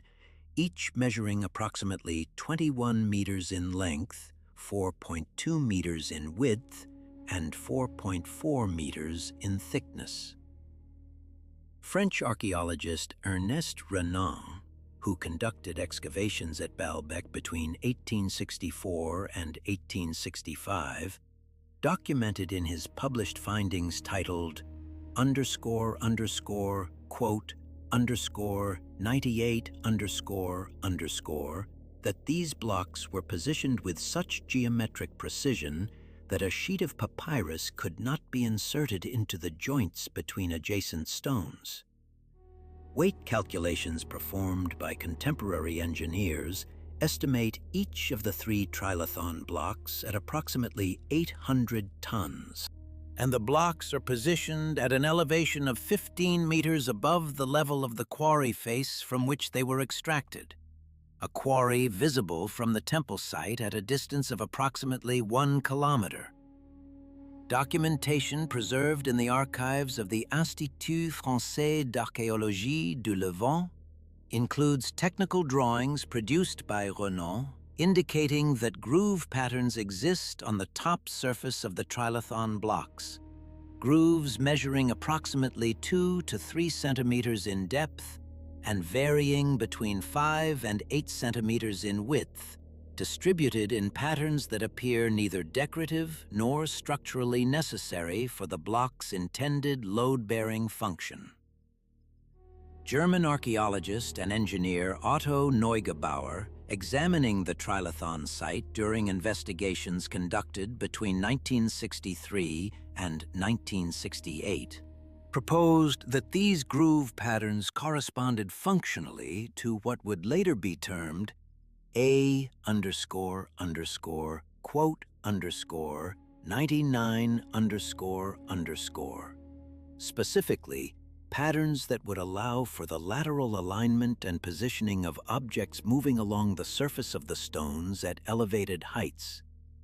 Neugebauer's published analysis, appearing in the 1971 volume of the Journal of Ancient Engineering Studies, included comparative diagrams suggesting that the groove patterns would facilitate the movement of wooden or composite structures, which he hypothesized might have been scaffolding, movable ramps, or unidentified mechanical apparatus across the upper surface of the trilithon blocks. Subsequent examination of parallel groove patterns at other Middle Eastern temple sites, specifically at the Temple of Herod at Jerusalem and at the subterranean temple complex beneath the city of Aleppo in Syria, conducted by British archaeologist Andrew Lawson between 1994 and 1998, identified comparable groove systems at multiple temple sites across the Levantine region, suggesting a standardized architectural convention spanning centuries and multiple distinct cultures. What distinguishes these groove systems from conventional architectural features is their apparent functionality independent of any currently understood purpose. Modern engineering analysis of the groove dimensions and spacing, performed using three-dimensional computer modeling by the Egyptian-American engineer Dr. Nasser Awad at Cairo University in 2003 revealed that the groove patterns conform precisely to the spacing and depth requirements for what contemporary engineers would classify as linear bearing systems, mechanical arrangements designed to permit smooth lateral movement of objects under load while maintaining consistent directional orientation. Bearing systems of this type were not independently developed in European mechanical engineering until the 16th century, appearing first in technical treatises authored by Renaissance inventor Leonardo da Vinci, who documented his theoretical designs for what he termed gilded brass rolling guides intended for use in the construction of military apparatus and mobile siege equipment. Yet comparable functional patterns bearing the same mechanical properties appear in temple architecture spanning the period from approximately 800 years before the Christian era in the Middle East to architectural sites in Mesoamerica dated to periods ranging from 2,000 to 5,000 years before the Christian era. Structural analysis of temple foundations reveals another recurring architectural feature suggesting design accommodations for dynamic loads and significant gravitational stress beyond what would be expected in conventional ceremonial architecture. At the Temple of Karnak in Upper Egypt, the massive hypostyle hall constructed during the reign of Amenhotep III in the 13th century before the Christian era encompasses an area measuring approximately 135 meters in length and 76 meters in width, with the central nave rising to a ceiling height of approximately 25 meters. Foundation excavations conducted by the French archaeologist Jean-François Champollion in the 1820s and later expanded by British archaeologist Flinders Petrie in 1918 through 1922, revealed that beneath the primary structure lay a secondary foundation system, constructed at depths reaching 8 to 12 meters below the primary ground level. This secondary foundation, composed of limestone blockwork arranged in a radial pattern emanating from a central point, incorporates structural engineering principles that, when analyzed using contemporary finite element analysis methodologies applied by Israeli engineer Dr. Dov Lair during investigations conducted between 1999 and 2003, appear designed to distribute and redirect concentrated vertical loads along paths angled at approximately 23 degrees from the vertical axis. Such angled load distribution patterns would be functionally unnecessary for passive structural support of the building's own weight, but would become critically necessary if the building were subjected to significant dynamic loads applied from a directional vector corresponding to angles between 20 and 30 degrees from the vertical. Distribution patterns of similar angled load foundation systems appear at multiple temple sites across Egypt, including the Temple of Luxor, the Temple of Edfu, and the smaller but architecturally significant Temple of Dendera. Collaborative analysis conducted by teams from the University of Cairo and the Swiss Federal Institute of Technology between 2004 and 2009 revealed that approximately 73% of major temple structures constructed during the New Kingdom period in Egypt, corresponding to approximately the 16th through 11th centuries before the Christian era, incorporated foundation systems exhibiting these specialized angled load distribution properties. Absence of such systems in temple structures constructed during earlier periods, including the Old Kingdom temples constructed during the pyramid building era of approximately 2,500 years before the Christian era, suggests a deliberate change in architectural understanding or construction requirements emerging during the New Kingdom period. Contemporary architectural historians have noted that this chronological emergence of specialized foundation systems coincides approximately with the documented period of intensive contact between Egyptian civilization and the Hittite Empire of Anatolia, a period marked by military conflicts, diplomatic exchanges, and, according to some interpretive readings of Egyptian temple inscriptions, technological or knowledge transfers of unspecified character. Thermal properties of temple stonework present a third dimension of architectural anomaly not typically addressed within conventional archaeological literature. During thermal imaging surveys conducted using infrared photography techniques, researchers examining the exterior walls of various temple complexes have documented patterns of differential heat retention that do not correspond to the optical color variations or weathering patterns visible on the stone surfaces. Specifically, at the Temple of Khafre at Giza, which contains the famous limestone casing stones that historically maintained a brilliant white reflective surface, a reflectivity characteristic that would minimize solar heat absorption. Thermal imaging conducted by a team from the Institute of Applied Physics in Moscow in 1992 through 1994 revealed that certain sections of the exterior wall retained thermal energy at measurably higher rates than surrounding sections, despite exhibiting no visible distinction in their surface characteristics. Measured temperature differentials between these sections reached approximately 3 to 5 degrees Celsius when measured during identical conditions of solar illumination and ambient temperature, with the differential maintained consistently across multiple measurement sessions conducted across different seasons. Metallurgical analysis of stone samples extracted from these thermally anomalous sections, conducted by the Russian scientist Dr. Yuri Dragunov at the Moscow Institute, identified the presence of metallic particles embedded within the limestone matrix at concentrations averaging approximately 0.8 to 1.2% by volume. Particle composition analysis identified iron, copper, and trace quantities of elements classified as rare earth elements, specifically lanthanum and cerium, distributed throughout the stone in patterns suggesting deliberate incorporation during the stone's extraction and preparation phases, rather than natural occurrence. Replication experiments conducted by Dr. Dragunov and colleagues, wherein limestone samples were artificially embedded with comparable concentrations of metallic particles and subjected to thermal cycling identical to annual solar variations experienced at the Giza Plateau,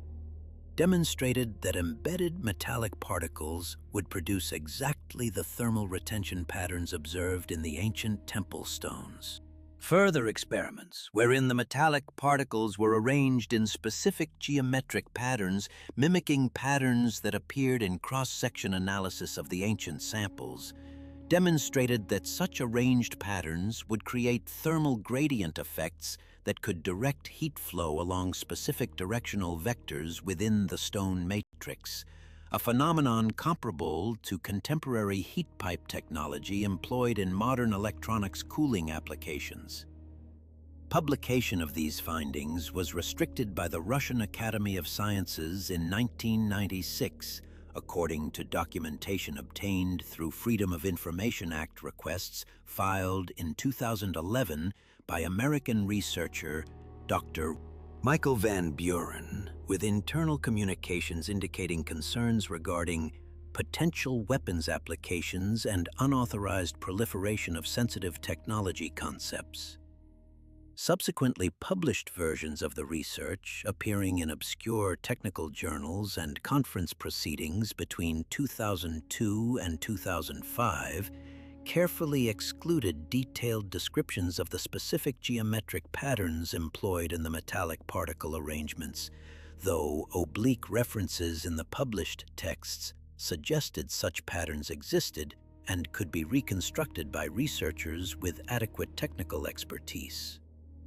Parallel thermal anomalies have been documented at other temple complexes across the ancient world. Within the temple of Inca architecture known as Coricancha in Cusco, Peru,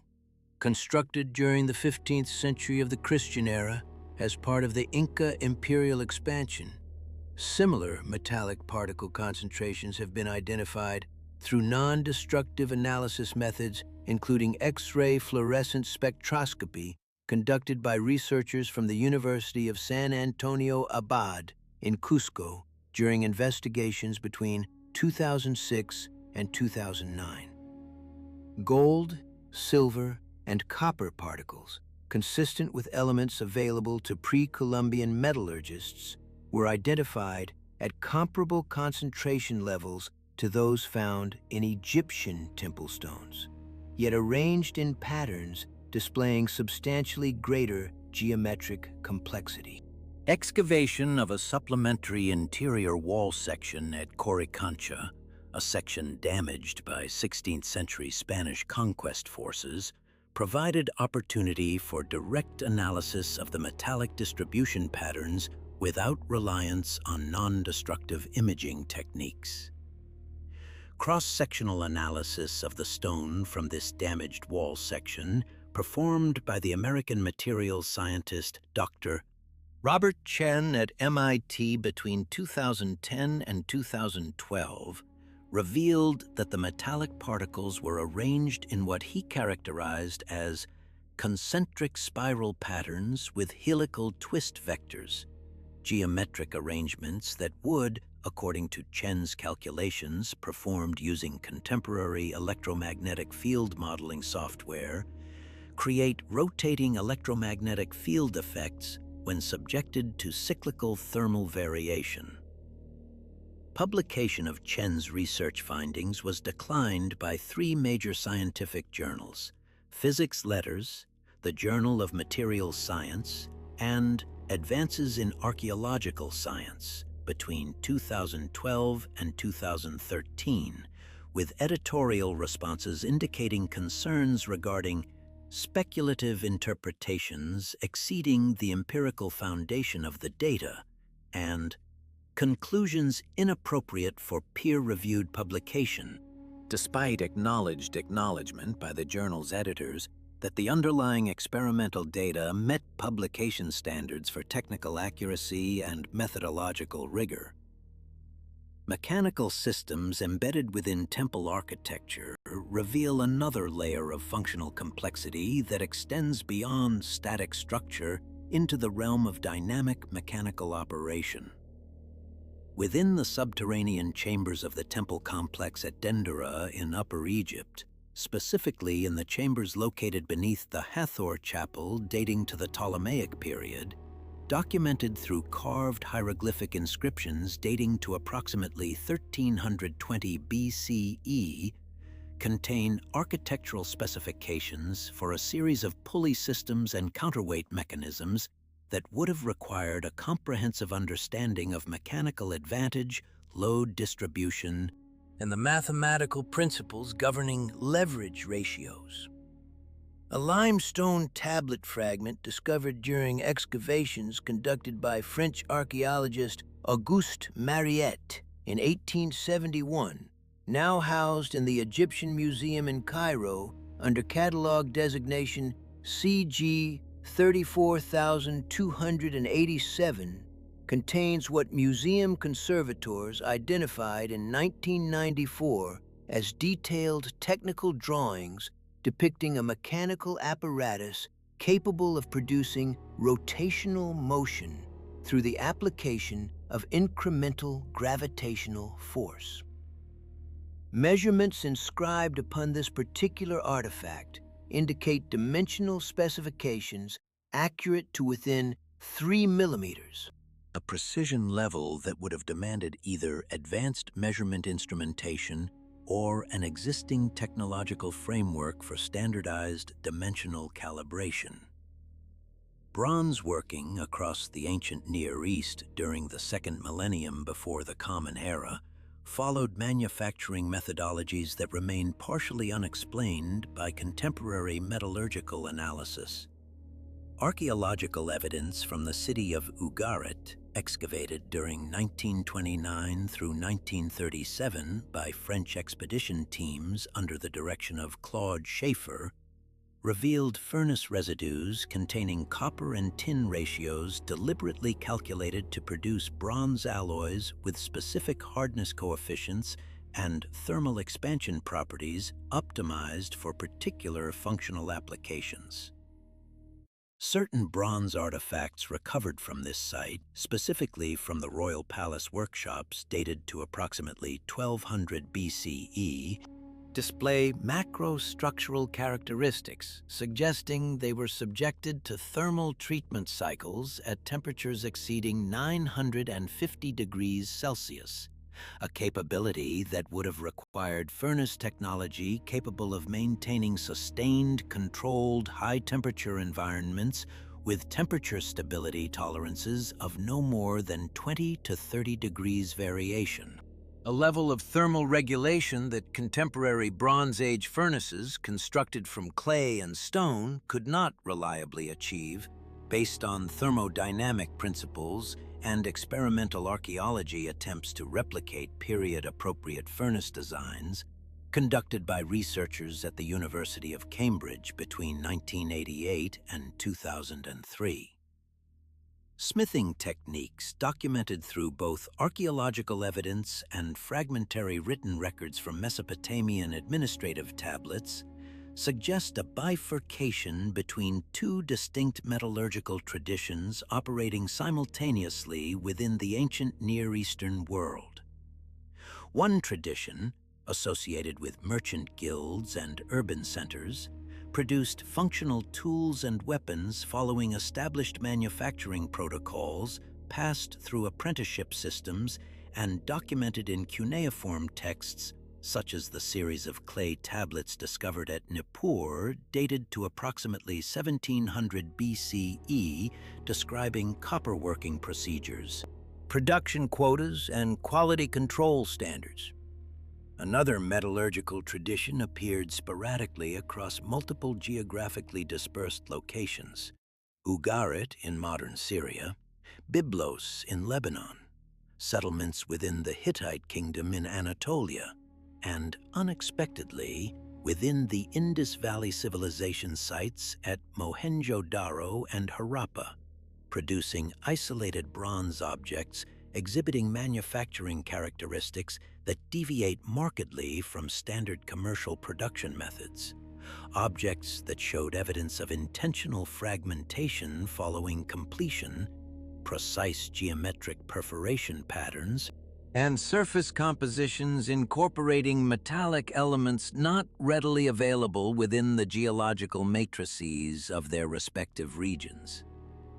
Discovery of what became known as the underscore underscore quote underscore 106 underscore underscore began in 1962 when a local shepherd near the archaeological site of Lagash in southern Iraq encountered a corroded bronze object protruding from an eroded riverbank approximately 3 meters below the established ground surface, suggesting interment or deposition occurring well before the formation of overlying soil strata.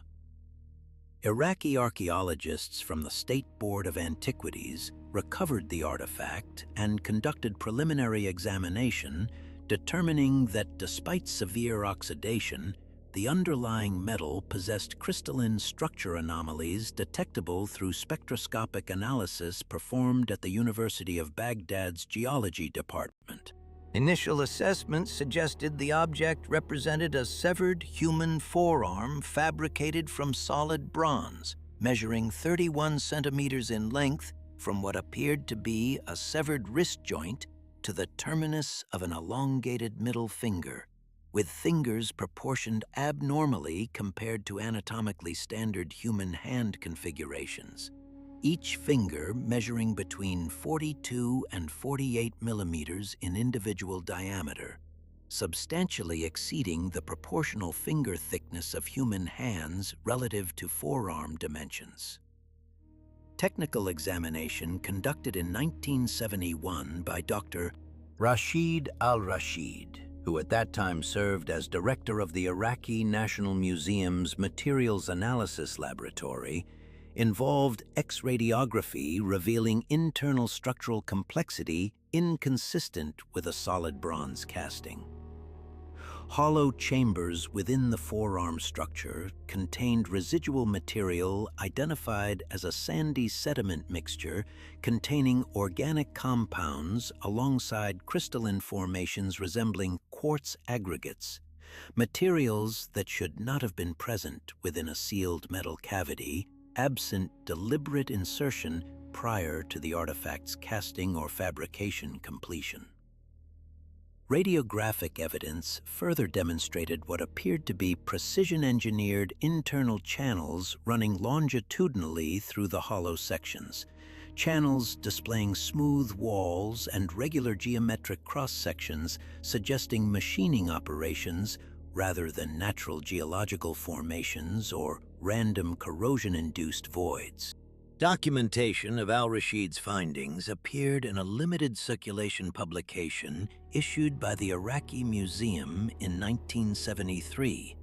a report subsequently classified as restricted material by the Iraqi government under the governance of the Ba'ath Party administration that had consolidated power in 1968,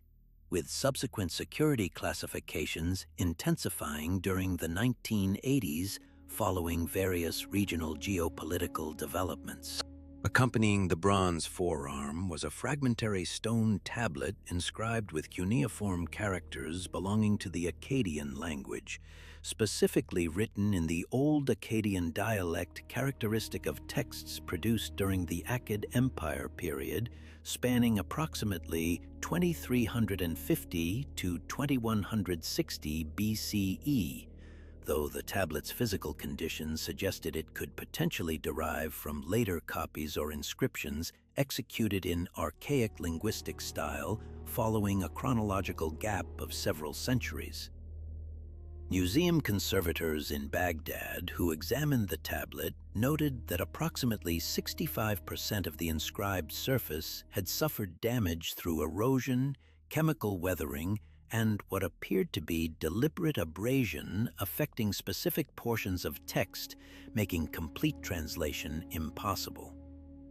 Partial translation of the legible portions, undertaken by Dr. Samuel Kramer of the University of Pennsylvania in 1974, following his consultation visit to Baghdad, where he examined the artifact directly, identified references to what Kramer characterized as underscore underscore quote underscore 107 underscore underscore. Though Kramer's subsequent written account of his examination cautiously hedged this interpretation with qualifications, acknowledging the fragmentary nature of the evidence and the speculative nature of such interpretation exceeding standard epigraphic practice. Acquisition of radiographic documentation and photographic records became restricted following the 1976 decision by the Iraqi government to consolidate archaeological materials into a centralized collection,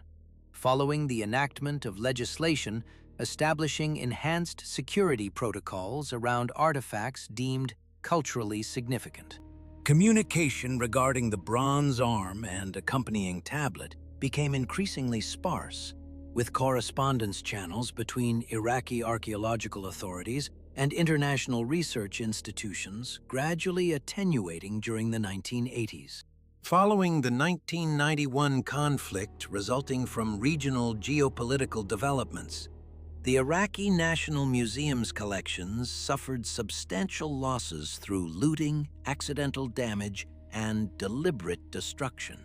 Though specific documentation regarding the location and condition of the bronze arm and stone tablet during that tumultuous period remained uncertain through the 1990s and early 2000s.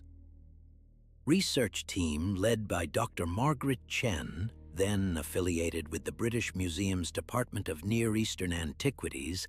conducted archival investigation beginning in 1998, focusing on accessing pre-conflict photographic documentation and technical reports originating from the Iraqi National Museum's restricted archives. Chen's correspondence with colleagues in Baghdad, preserved within the British Museum's institutional records, indicates that approximately 40% of the museum's restricted documentation had survived the 1991 incidents, though access to surviving materials remained administratively complicated through the remainder of the 1990s and the opening years of the new millennium. Through intermediaries and institutional channels, Chen obtained access to technical photographs of the bronze forearm artifact taken by al-Rashid during 1971 examination procedures, photographs that Chen subsequently analyzed using contemporary digital image enhancement technologies and three-dimensional geometric analysis software that had become available during the 2000s. Enhancement of the photographic documentation revealed surface details not visible in original photographic reproductions, including precise geometric incisions on the artifact's posterior surface comprising what appeared to be mathematical notation or schematic representation comparable in appearance to architectural or engineering specification drawings. Certain incisions bore resemblance to Sumerian geometric notation systems documented in academic literature concerning ancient mathematical practices, specifically geometric systems described in scholarly publications such as Eleanor Robson's 2008 monograph examining mathematical knowledge reconstruction from cuneiform sources. Chen's preliminary findings, presented at a conference of the American Oriental Society in 1999, suggested the bronze forearm represented an artifact combining functional mechanical characteristics with inscribed technical documentation, potentially indicating a unified design or communication system rather than separate objects coincidentally discovered in archaeological association. Response to Chen's presentation remained cautiously skeptical, with established Assyriologists noting the speculative nature of interpretations that lacked direct comparative examples or documented historical precedents within the conventional understanding of ancient Near Eastern material culture. Subsequent investigation undertaken by Chen in collaboration with Dr. David Wiseman, a metallurgist formerly affiliated with Oxford University who maintained research interests in ancient metallurgical techniques, involved theoretical reconstruction of manufacturing processes that might have produced the bronze arm's complex internal geometry and functional characteristics. Published findings in 2001, appearing in the Journal of Ancient Technology, documented their conclusion that production of such an artifact would have required access to metalworking technologies substantially exceeding the documented capabilities of period-appropriate Bronze Age metallurgical practice as understood through conventional archaeological evidence. Specifically, technologies enabling precision internal cavity formation, internal channel machining, and controlled structural geometry during the bronze casting process. Wiseman's analysis of the artifact's metallurgical composition, conducted through examination of radiographic documentation and available physical samples of corrosion products retained at the British Museum, indicated bronze alloy ratios suggesting deliberate compositional engineering rather than standard utilitarian production ratios, with copper to tin proportions calibrated to produce bronze with specific crystalline structure properties and thermal characteristics optimized for unknown functional purposes differing from conventional weapons or tool applications. Documentation of the bronze arm's location and condition following the year 2003 became increasingly fragmented and uncertain.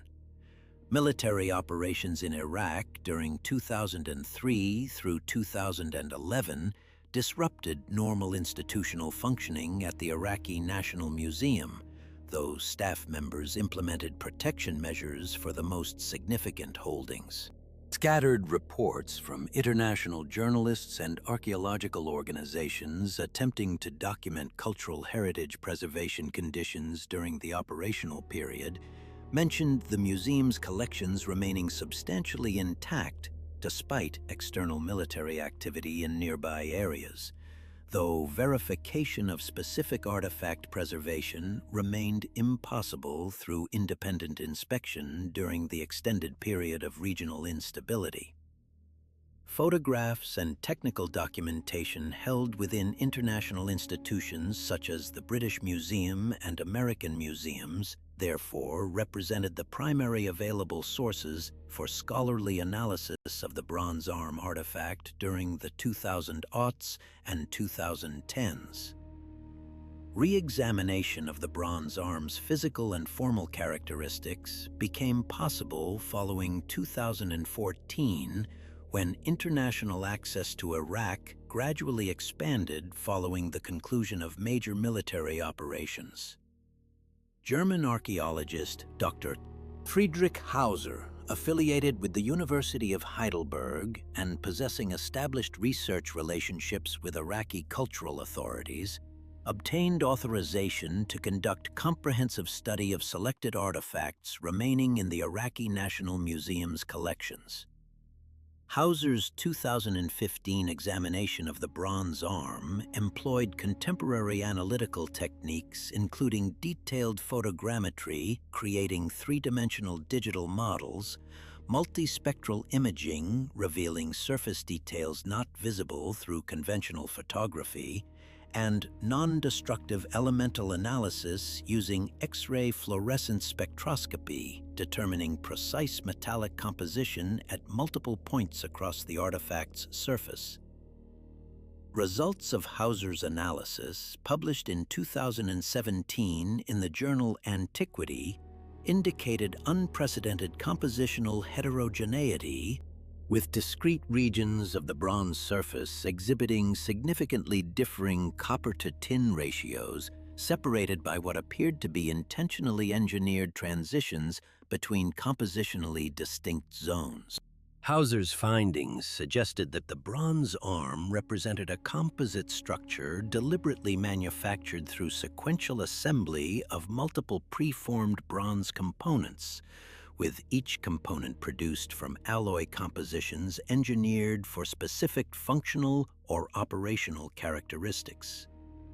Such manufacturing methodology would have required precise pre-planning of dimensional tolerances, sophisticated understanding of how compositionally different bronze alloys interface and bond during assembly procedures,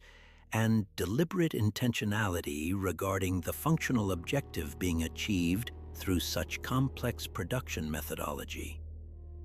Conventional Bronze Age bronzeworking practice, documented through archaeological evidence and experimental archaeology replication studies, rarely, if ever, produced composite structures of such complexity, instead typically producing individual objects from unified alloy compositions. Presence of this artifact therefore suggested either the existence of substantially more advanced metallurgical knowledge than documented through conventional archaeological evidence, or alternatively, the possibility that the bronze arm represented production undertaken by technological traditions fundamentally distinct from the established urban metallurgical guilds and their documented production methodologies. Associated stone tablets' condition following 2014 examination remained substantially unchanged from its pre-conflict documentation, with continued erosion of inscribed surfaces and no recovery of previously illegible portions. Efforts by contemporary acadologists to generate fresh interpretations of visible cuneiform text proceeded from improved photographic documentation available through Hauser's multispectral imaging procedures, which revealed previously invisible script portions beneath surface corrosion layers. German acadologist Dr. Walter Salleberger of the University of Leipzig, consulting with Hauser regarding the tablet's linguistic content, produced translation of newly visible text portions that modified understanding of the tablet's original meaning and function. Salleberger's work indicated that visible inscription portions referenced specific technical procedures involving material transformation and precise sequential operations, language patterns characteristic of instructional or procedural texts rather than literary compositions or religious invocations. Particular phrases identified by Salleberger bore linguistic parallels to technical terminology appearing in Sumerian mathematical and architectural texts from the Old Akkadian period, suggesting the tablet potentially documented technical or engineering specifications rather than conventional administrative or religious content. Questions regarding the bronze arm's original function have spawned multiple interpretive frameworks attempting to integrate the artifact within existing archaeological understanding of ancient Near Eastern material culture and technological capabilities. One explanatory model proposes the bronze arm represented a ritualistic object or cult apparatus, possibly functioning within religious ceremonies or temple practices where symbolic representation of divine or superhuman attributes held ceremonial significance.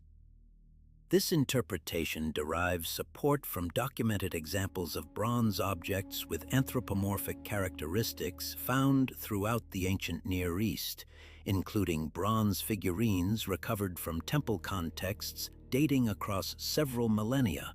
objects that clearly held ritual or religious significance within their original contexts. Archaeological precedent for anthropomorphic bronze objects exists in multiple cultural contexts, and incorporation of complex internal mechanisms might theoretically serve religious purposes associated with temple machinery or priestly manipulation of cult apparatus designed to generate effects interpreted by observers as supernaturally animated. Alternative explanatory framework proposes that the bronze arm represented practical mechanical apparatus designed for operational functions within temple or administrative contexts. Specifically, machinery that incorporated the bronze arm as a functional component within larger mechanical systems. This interpretation derives from documented evidence that ancient Near Eastern temples and administrative centers incorporated mechanical systems for various purposes, including water management, grain processing, and manipulation of heavy objects. Mechanical systems documented through both surviving physical evidence and detailed written descriptions in administrative texts and technical literature. Incorporation of precisely engineered internal channels within the bronze arm might theoretically have served functions related to fluid transmission, thermal regulation, or mechanical force distribution within larger operational systems. This interpretation finds support in the documented sophistication of ancient mechanical engineering as evidenced by devices such as the Antikythera mechanism, though the Antikythera device postdates the proposed chronology of the Adapa bronze by approximately 18 centuries and originates from Mediterranean Hellenistic culture rather than ancient Near Eastern civilization, limiting the direct comparative utility while remaining suggestive regarding the technical sophistication potentially achievable within ancient civilizations. Third interpretive possibility proposes that the bronze arm represented astronomical or calendrical apparatus, specifically machinery designed to track celestial phenomena or calculate temporal cycles incorporating mathematical principles related to observable astronomical patterns. Ancient Near Eastern cultures clearly maintained extensive astronomical knowledge, documented through cuneiform texts describing celestial observations and mathematical models of planetary motion and lunar cycles. Mesopotamian astronomers of the first millennium BCE developed sophisticated predictive models for lunar and solar eclipses, incorporating mathematical precision comparable to later Hellenistic astronomical work. Accomplishments indicating mathematical and observational capabilities substantially exceeding what conventional archaeological evidence suggests for earlier periods.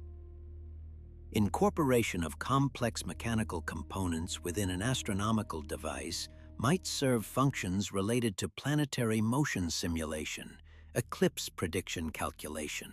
or celestial cycle representation. Archaeological evidence for ancient astronomical devices remains limited, primarily represented by fragments suggesting but not conclusively demonstrating mechanical astronomical apparatus, a limitation constraining the direct comparative utility of this explanatory framework. Fourth interpretative possibility ventures toward more speculative territory, proposing that the bronze arm represented technological apparatus originating from non-terrestrial or extraterrestrial sources, or that the artifact documents ancient contact with technologically advanced non-human intelligences. This interpretative framework derives not from archaeological evidence or conventional scholarly analysis, but rather from 20th and 21st century speculative literature and popular culture representations of ancient astronaut hypotheses. The bronze arm's technological sophistication exceeding documented Bronze Age capabilities, combined with its anthropomorphic form and mechanical complexity, furnishes superficial appearance of compatibility with extraterrestrial origin claims, though such interpretations lack supporting evidence from paleoanthropological, geological, or astronomical sources, and contradict established principles of archaeological methodology and evolutionary biology. Nevertheless, popular cultural representations and pseudo-scholarly publications incorporating ancient astronaut hypotheses have incorporated the bronze arm artifact into speculative narratives despite the absence of credible evidential support for such claims, creating persistent public cultural associations between the artifact and extraterrestrial speculation. Within each explanatory framework, fundamental questions regarding the bronze arm's manufacture, purpose, and historical context remain inadequately addressed by available evidence. How was such complex internal geometry achieved through Bronze Age metallurgical technology? What functional or ceremonial objective justified such elaborate and expensive production methodology? Why was the artifact apparently deposited or abandoned at a location where it remained hidden until 20th century discovery?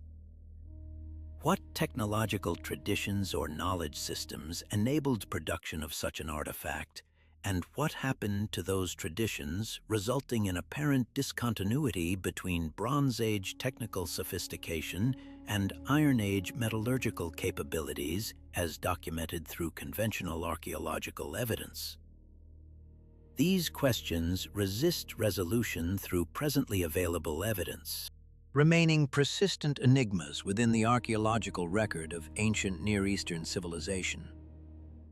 Contemporary scholarly assessment of the bronze arm artifact remains characterized by cautious skepticism combined with acknowledgement of genuine analytical challenges posed by the object's formal and technical characteristics.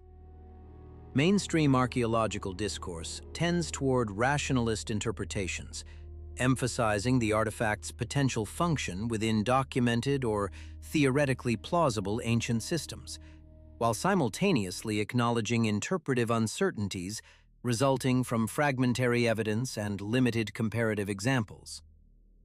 Recognition persists among specialists that the bronze arm's technical sophistication presents genuine challenges to conventional chronological frameworks, positioning major advances in mechanical engineering and 1,000 years before the emergence of iron as the dominant metallurgical standard in the Mediterranean basin and Mesopotamian cultural zones. This interpretive impasse between artifact and chronological expectation forms the foundational paradox around which contemporary scholarly debate continues to circulate,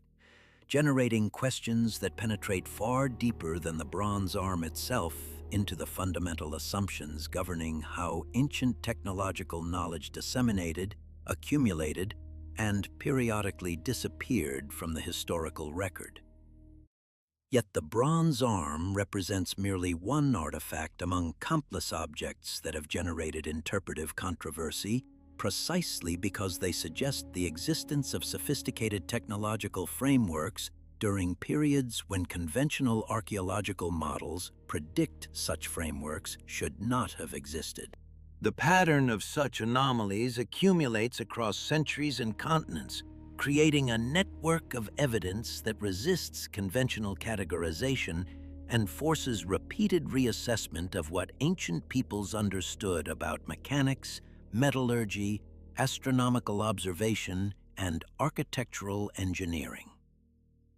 When such artifacts emerge from excavation, the institutional response follows predictable patterns established over more than 200 years of archaeological practice.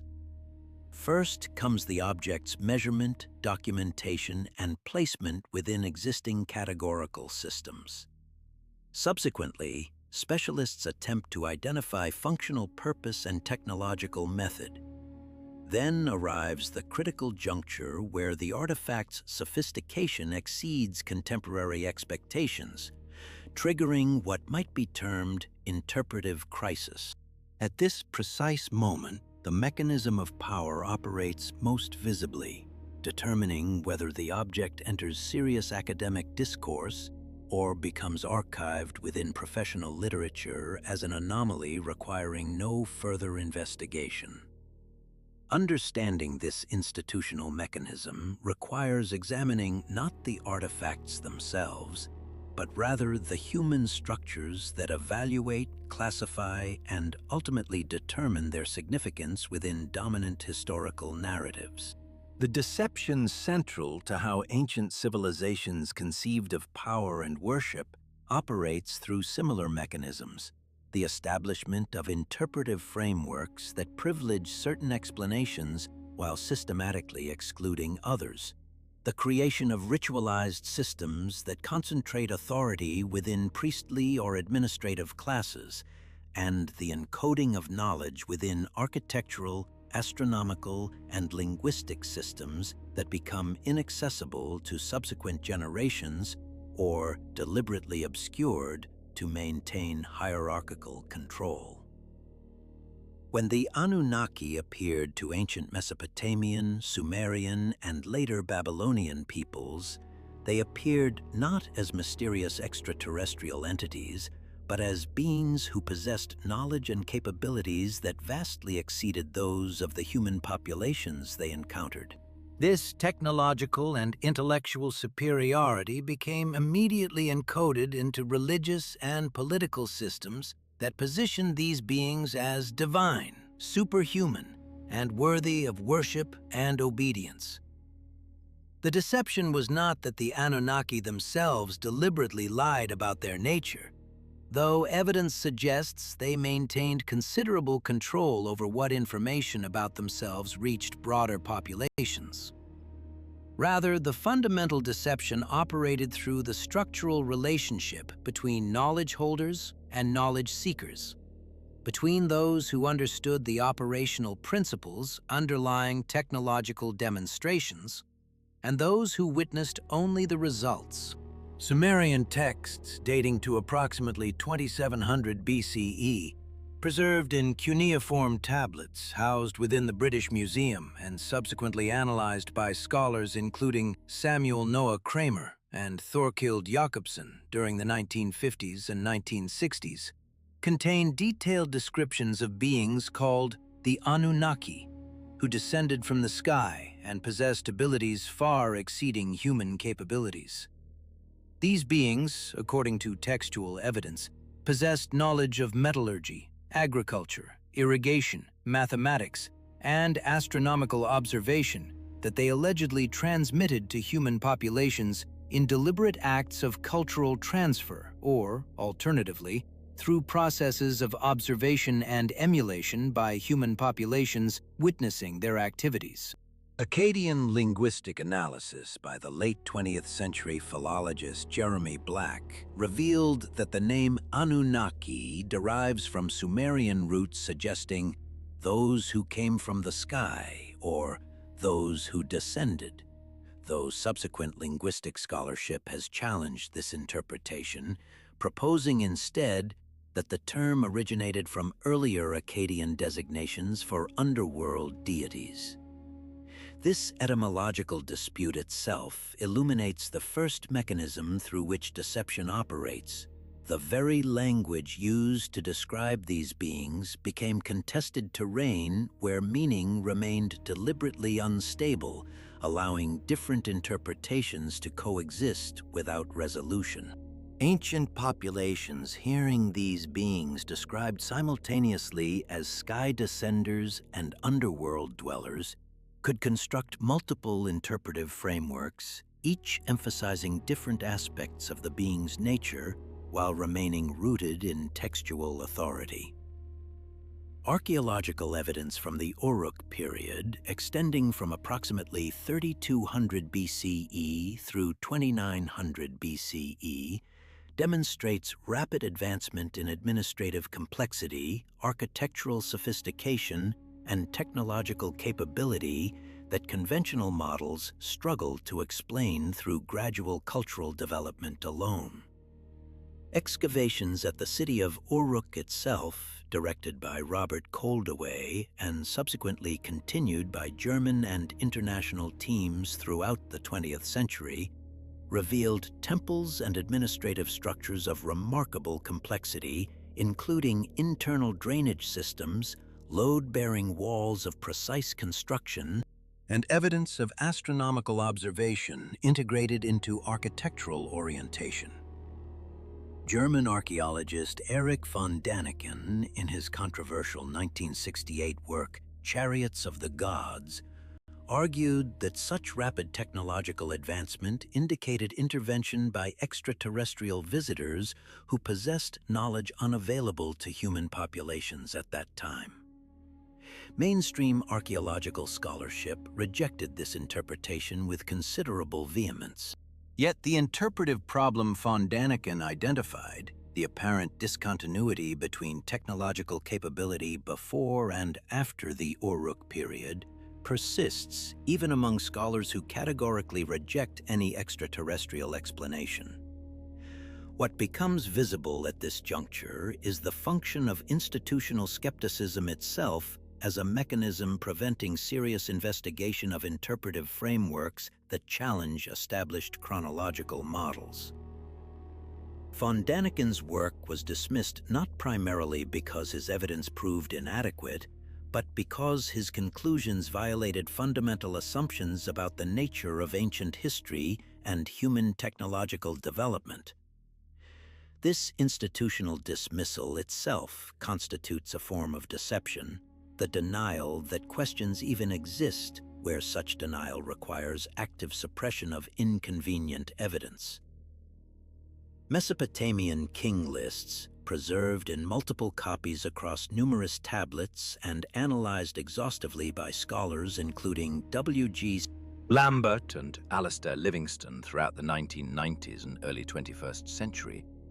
present chronological records that generate immediate interpretive difficulties when confronted with conventional historical models. These king lists describe rulers who reigned for periods ranging from 18,000 to 43,200 years,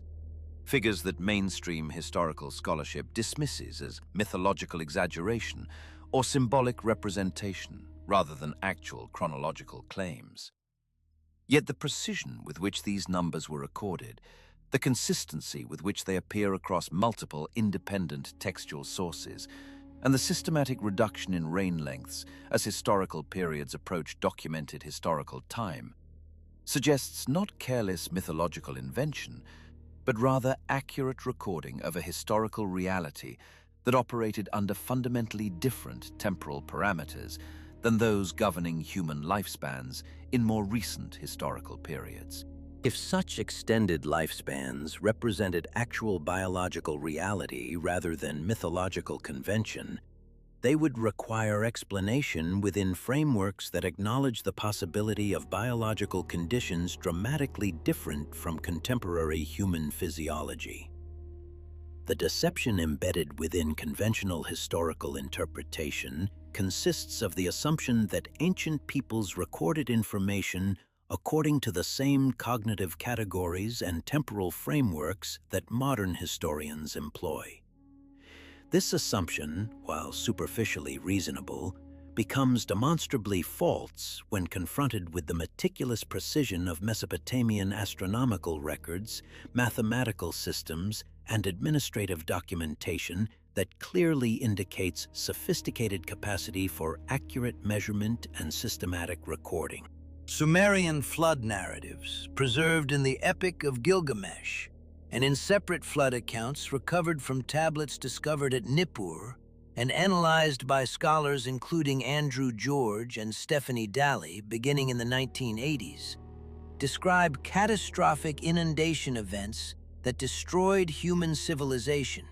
and required intervention by divine beings to preserve remnants of human knowledge and biological continuity. Geological evidence from the Persian Gulf region, extensively investigated by geoarchaeologists, including Harriet Crawford, and more recently by teams utilizing ground-penetrating radar and deep-core sediment analysis, confirms that significant flooding events did occur in Mesopotamian river valleys during the 4th millennium BCE, though the scale and timing of these events remains subject to scholarly debate. What becomes significant is not whether the flood occurred, but rather how the Sumerian narratives described the mechanism through which knowledge was preserved and transmitted across the catastrophic interruption. According to these accounts, divine beings specifically selected certain human individuals and instructed them in technological and astronomical knowledge that could be preserved and transmitted to post-flood populations. This narrative structure mirrors exactly the mechanism through which power functions through knowledge asymmetry. Those who possess information withhold it from general populations, while transmitting it selectively to chosen recipients who subsequently gain authority through their access to restricted information. The deception operates not through falsehood, but through selective truth-telling and the deliberate maintenance of knowledge gaps between elite and non-elite populations. Egyptian historical records, particularly the Abydos king list inscribed on the temple walls of Abydos during the 19th dynasty around 1260 BCE, and subsequently analyzed by scholars including Peter Clayton and Kenneth Kitchen throughout the 1970s and 1980s, present chronological frameworks that diverge significantly from Mesopotamian records yet display identical structural characteristics. Extensive reign lengths for early dynastic periods with systematic reduction as historical periods approach documented time. The temple inscriptions at Abydos, which occupy a wall space measuring approximately 8 meters in length and contain hieroglyphic records of 76 successive Egyptian rulers, were deliberately damaged in antiquity, with certain names systematically removed or obliterated, suggesting that post-dynastic rulers exercised editorial control over which historical information remained accessible to subsequent generations. Egyptologist Donald Redford, in his comprehensive analysis of Egyptian chronological systems published in 1986, identified this pattern of systematic erasure as evidence of deliberate historical revisionism, where political authorities rewrote chronological records to align with contemporary power structures. This documentary evidence of historical manipulation demonstrates that the deceptions central to power and worship operated through active suppression of inconvenient historical information rather than mere passive ignorance. Those who held authority over monumental inscriptions and textual production deliberately removed records of predecessors they wished to disassociate from, creating gaps in historical continuity that subsequent generations were forced to interpret within constraints established by surviving information. Astronomical alignments of ancient temples and monumental structures throughout Egypt, Mesopotamia, and the Indus Valley display extraordinary precision in their orientation toward celestial objects and astronomical events, suggesting that ancient architects possessed sophisticated knowledge of stellar positions, precession of the equinoxes, and complex astronomical cycles. The Great Pyramid of Khufu at Giza, constructed approximately 4,600 years ago during the reign of the 4th dynasty pharaoh Khufu around 2059 BCE, according to conventional chronology, demonstrates internal proportions, directional orientations, and chamber placements that encode astronomical information of remarkable sophistication. The pyramid's dimensions, when measured with modern precision equipment by teams including J.H. Cole in 1925 and subsequently by more advanced technological methods, reveal that the structure's base dimensions correspond to astronomical measurements including the distance from the Earth to the Sun expressed in specific numerical relationships that could only have been determined through either extensive astronomical observation or prior knowledge of heliocentric distances. Mainstream Egyptologists attribute such correspondences to coincidence or to sophisticated astronomical knowledge developed through generations of observation by Egyptian priest astronomers. Yet the precision of such encoding raises interpretive questions about how such extensive astronomical knowledge became embedded within architectural structures before the development of telescopic observation that would have been necessary to determine such measurements with accuracy. The deception here involves the presentation of astronomical knowledge as the product of human observation alone, while simultaneously excluding from serious consideration the possibility that such knowledge derived from external sources possessing prior astronomical expertise.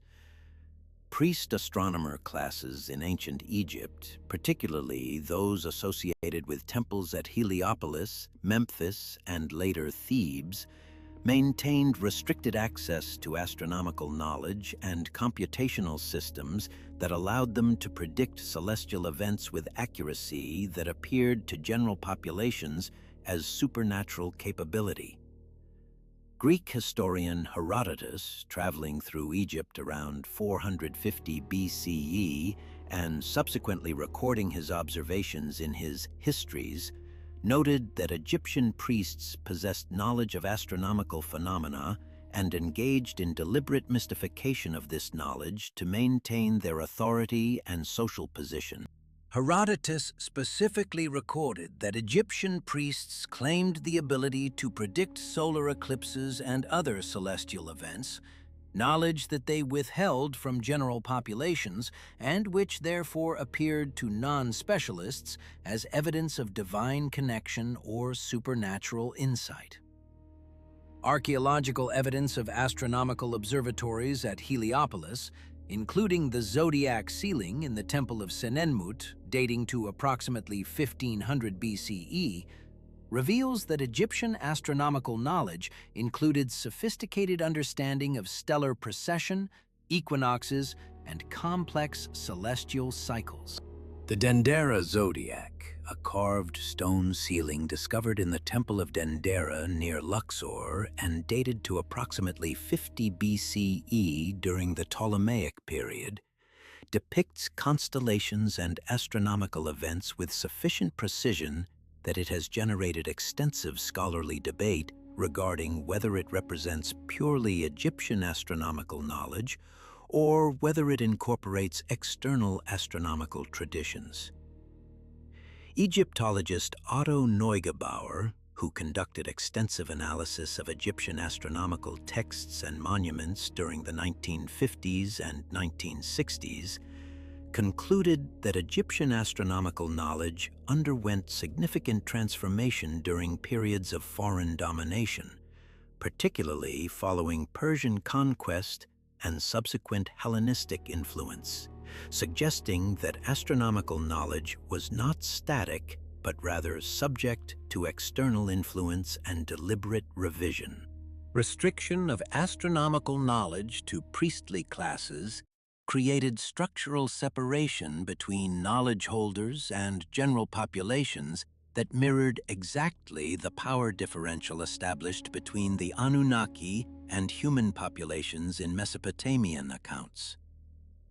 Those who understood the principles through which celestial events could be predicted possessed authority to interpret such events as divine messages, signs, or communications from supernatural realms,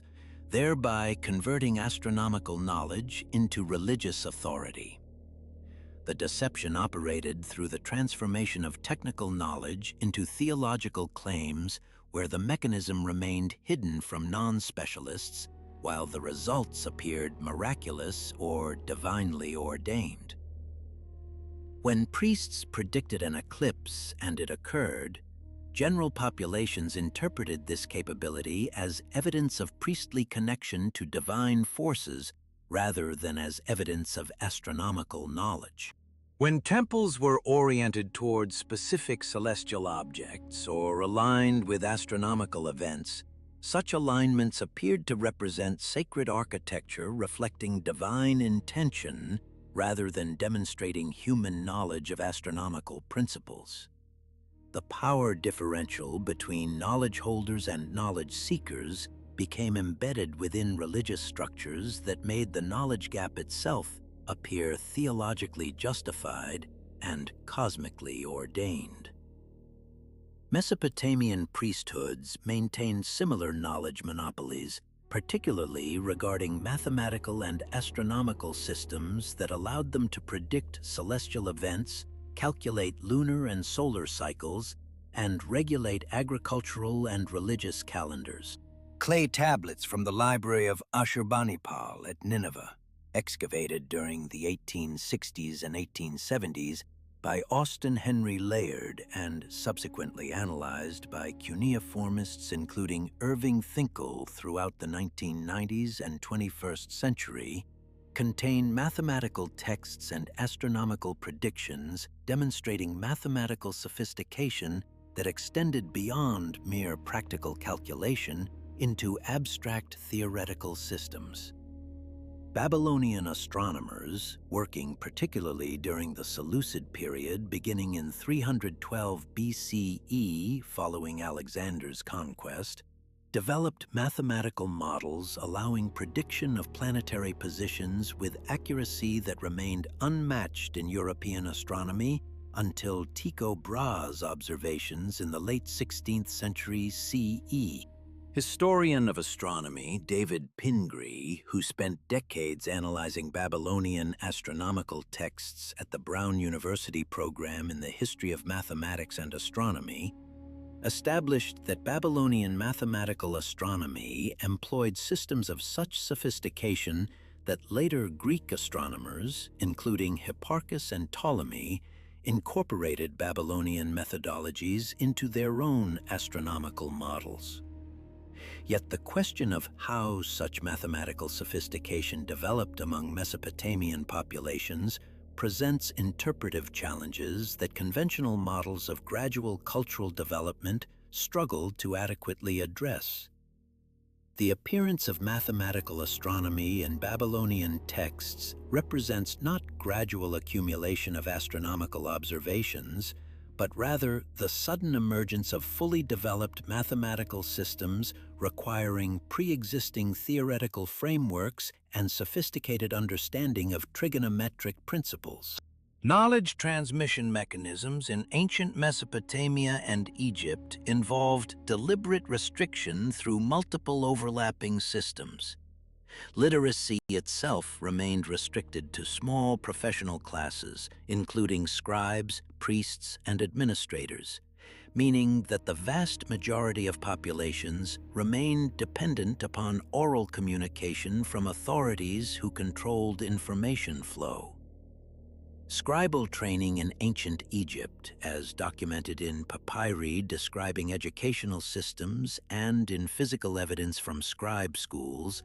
required years of intensive training in hieroglyphic writing, mathematical calculation, and administrative procedures. Young scribes learned through memorization and repetition, copying texts repeatedly until they achieved sufficient proficiency to participate in administrative and religious functions. This system of knowledge transmission through restricted apprenticeship ensured that knowledge remained concentrated within specific family or institutional lineages where access could be carefully controlled. Those outside these systems had no mechanism through which to verify information transmitted by authorities, creating structural power differentials that made resistance to authority claims extraordinarily difficult. When a priest claimed that astronomical knowledge justified a particular policy, or that divine beings had revealed certain information, populations lacking access to astronomical knowledge and unable to verify such claims had no rational basis for skepticism. The deception operated through the creation of information asymmetries so complete that alternative interpretive frameworks became literally unavailable to non-specialists. Temple economies in Mesopotamia and Egypt functioned as centralized systems where religious authority and economic control became inseparable, creating structures where theological claims directly translated into economic control over resources. Temple complexes at sites including Nippur, Uruk, and Thebes controlled vast agricultural lands, maintained workshops for craft production, and accumulated precious materials including metals, stones, and imported goods. Temple administrators collected taxes, organized labor forces, and maintained granaries that gave temples direct control over food supplies and therefore over population survival itself. Theological claims that the gods required specific offerings, that certain rituals were necessary to maintain cosmic order, or that priestly interpretation of divine will was necessary to ensure agricultural prosperity, directly translated into economic demands that populations were forced to accept or face starvation and social death. A population that has surrendered control over food supplies to religious authorities has effectively surrendered the capacity for independent thought regarding religious claims. The deception here involves the presentation of theological systems as freely chosen belief systems rather than as coercive economic arrangements dressed in religious language.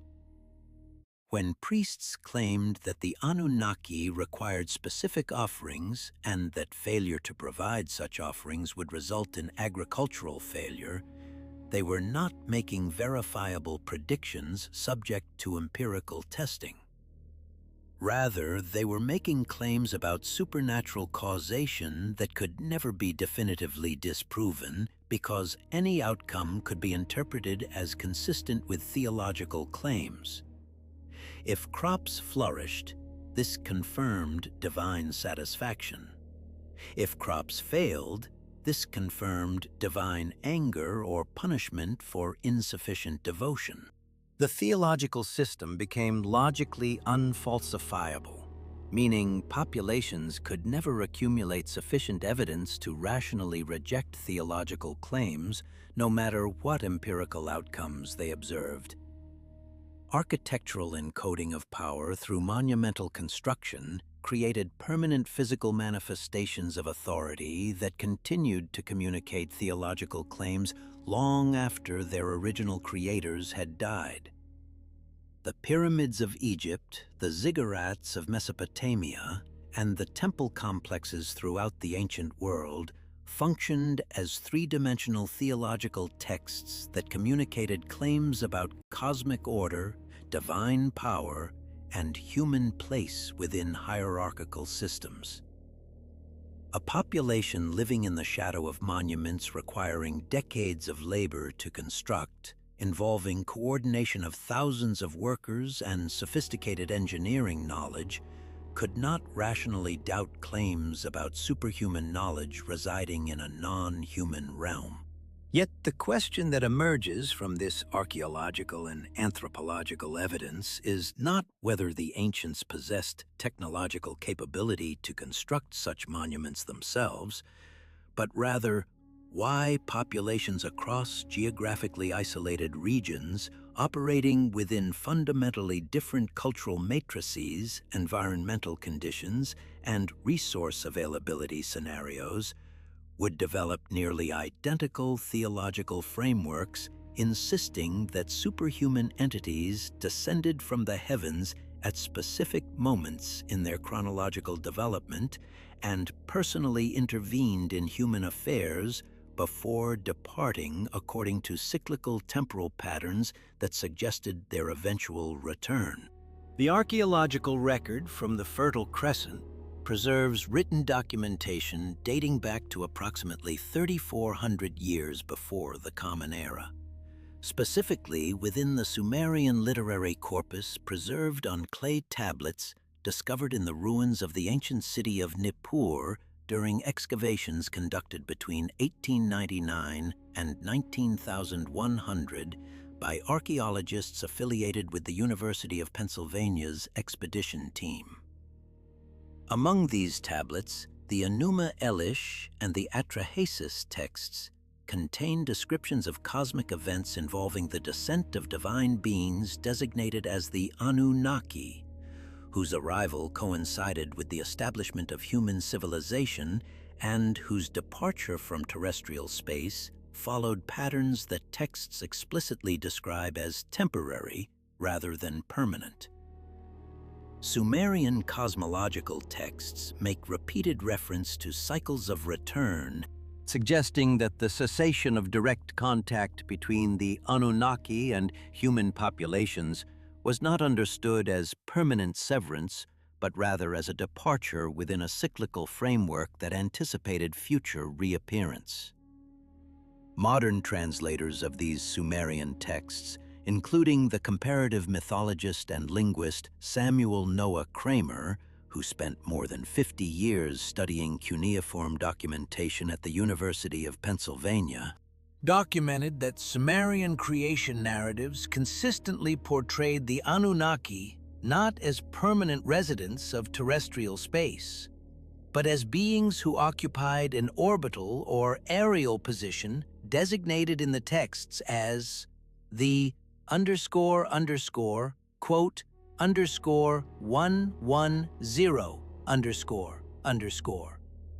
a term that in Sumerian linguistic analysis carries simultaneous connotations of both height and temporal transcendence. Archaeological surveys conducted across the Mesopotamian basin between 1970 and 1988 by teams from the Oriental Institute of the University of Chicago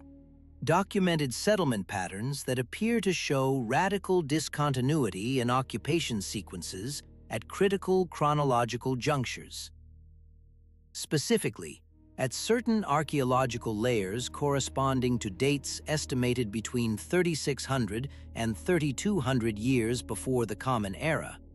substantial settlements throughout the region show evidence of sudden abandonment, followed by reoccupation by populations exhibiting different ceramic technologies, architectural styles, and material culture signatures.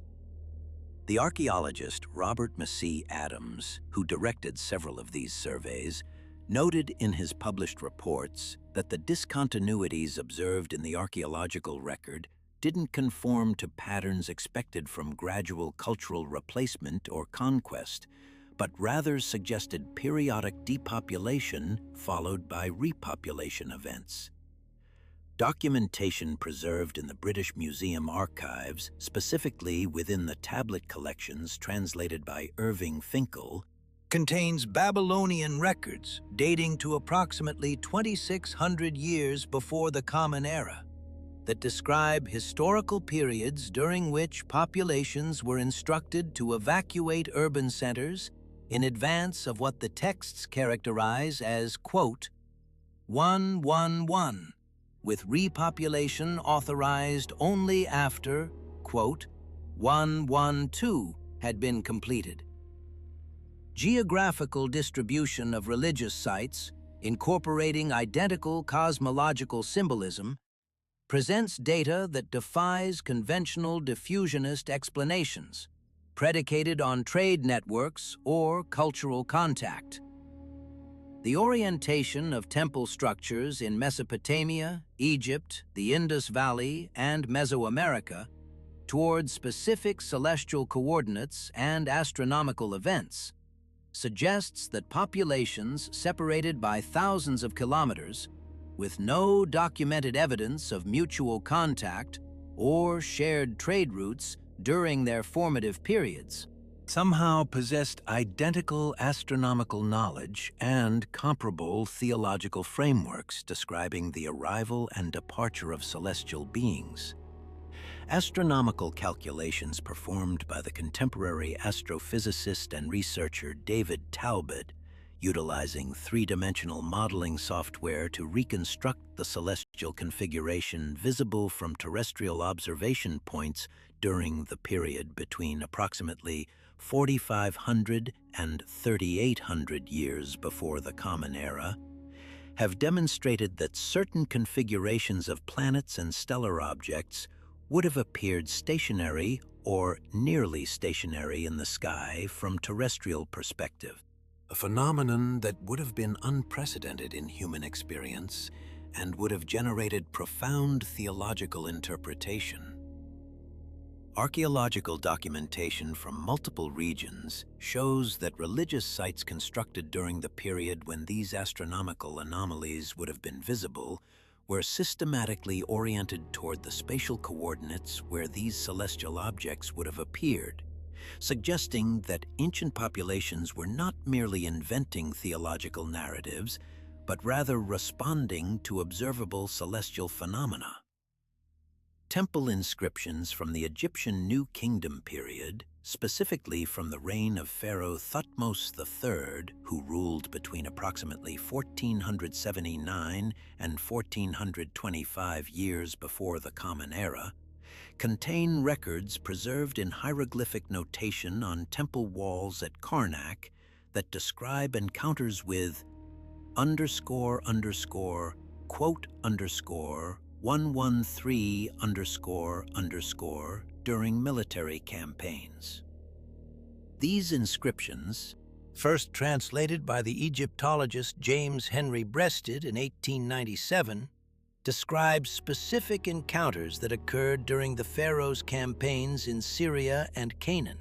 with documentation of the date, the number of witnesses, the duration of the phenomenon, and the geographic coordinates where observation occurred.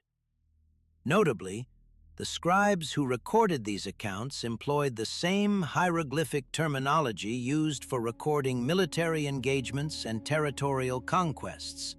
suggesting that whatever phenomena they witnessed, they classified it within the category of observable, datable historical events, rather than mythological allegory or theological speculation.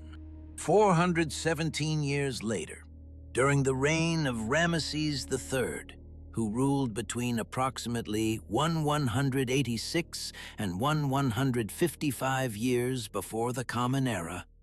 Egyptian temple records at Medinet Habu contain hieroglyphic accounts of what Egyptologists have designated as an invasion of the peoples of the sea. Yet the descriptions in the original hieroglyphic texts contain references to beings who arrived in metal vessels that descended from the sky, terminology that differs markedly from the conventional descriptions of naval invasion forces. The Egyptologist Kenneth Kitchen, who has spent more than 50 years analyzing New Kingdom temple records,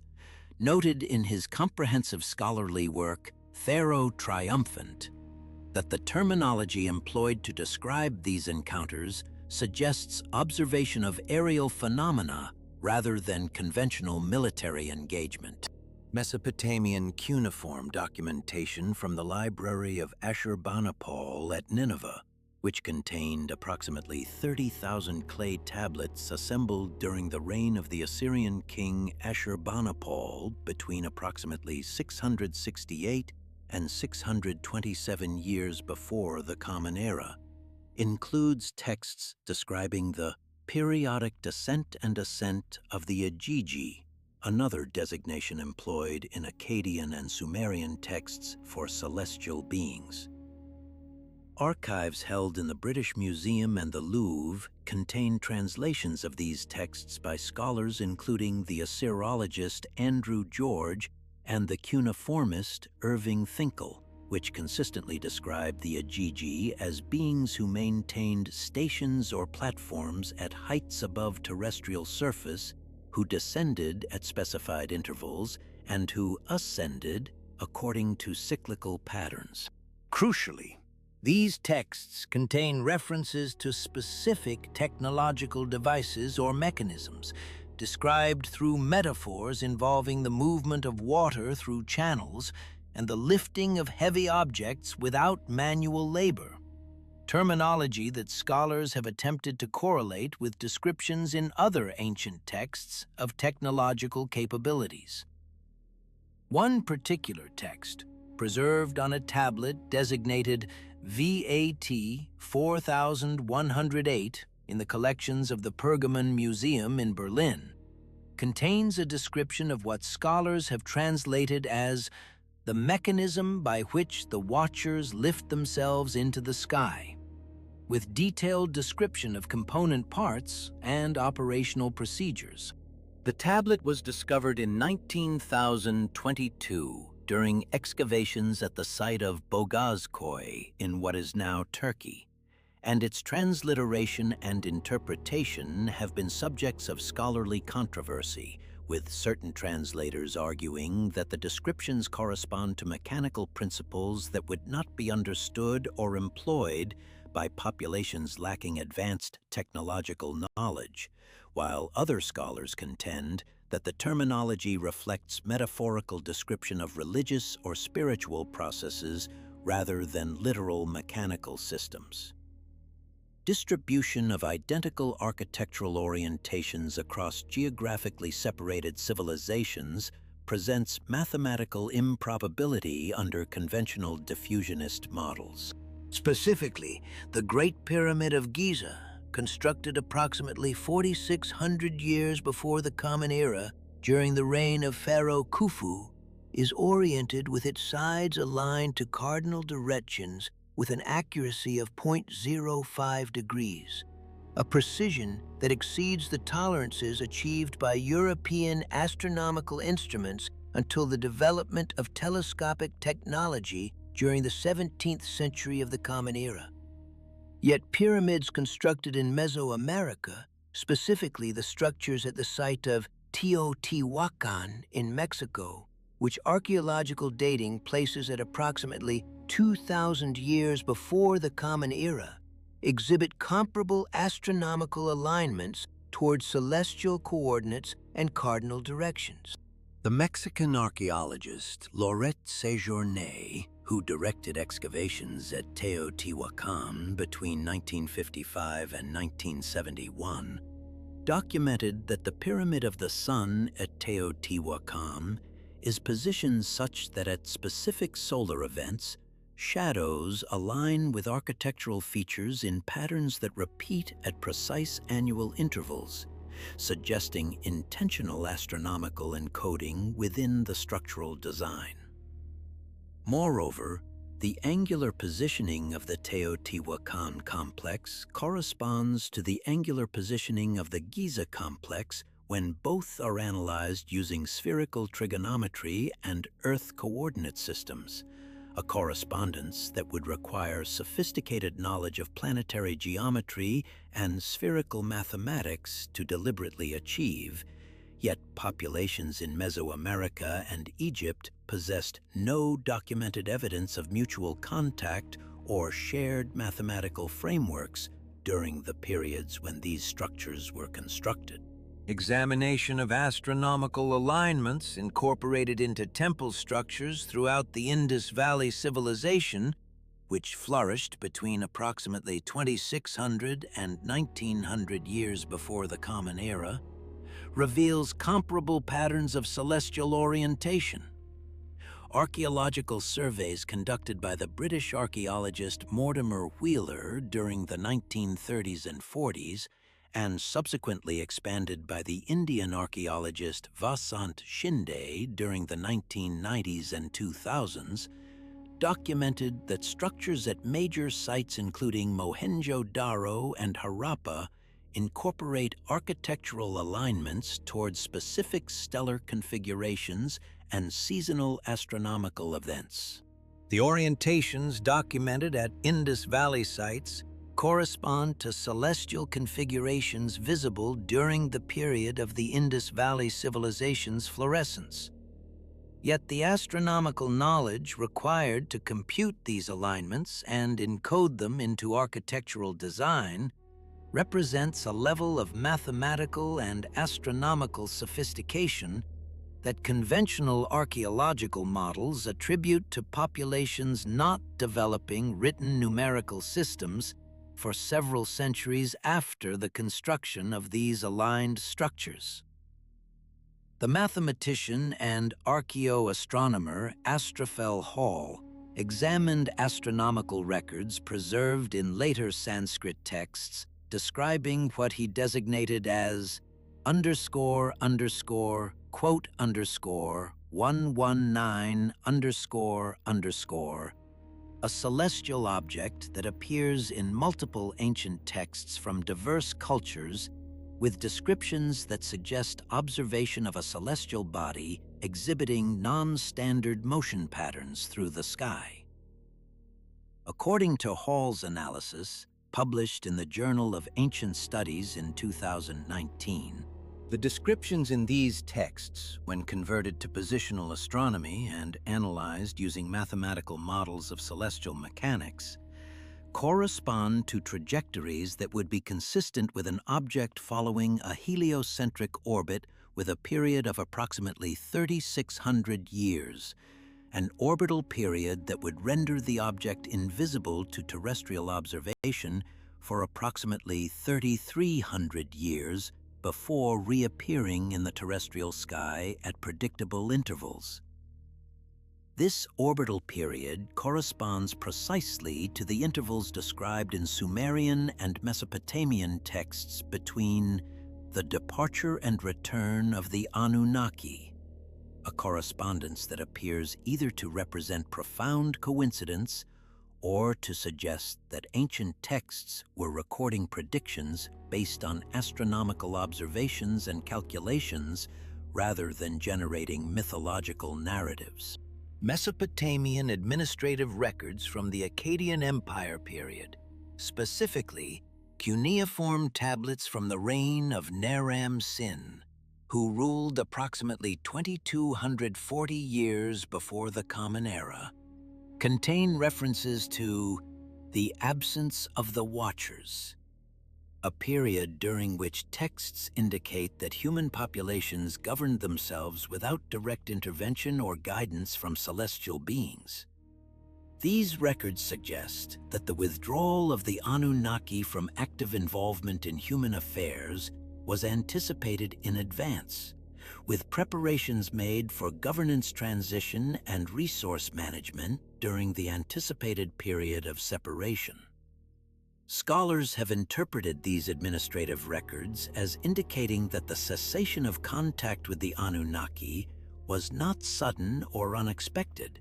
but rather followed a predetermined schedule that populations had been informed about through previous communications. Significantly, administrative records from the same period contain descriptions of construction projects undertaken specifically to prepare for the return of the Watchers, including construction of observation platforms at elevated locations, storage facilities provisioned with supplies, and architectural modifications to existing temple complexes that Akkadian scholars have interpreted as landing zones or arrival platforms.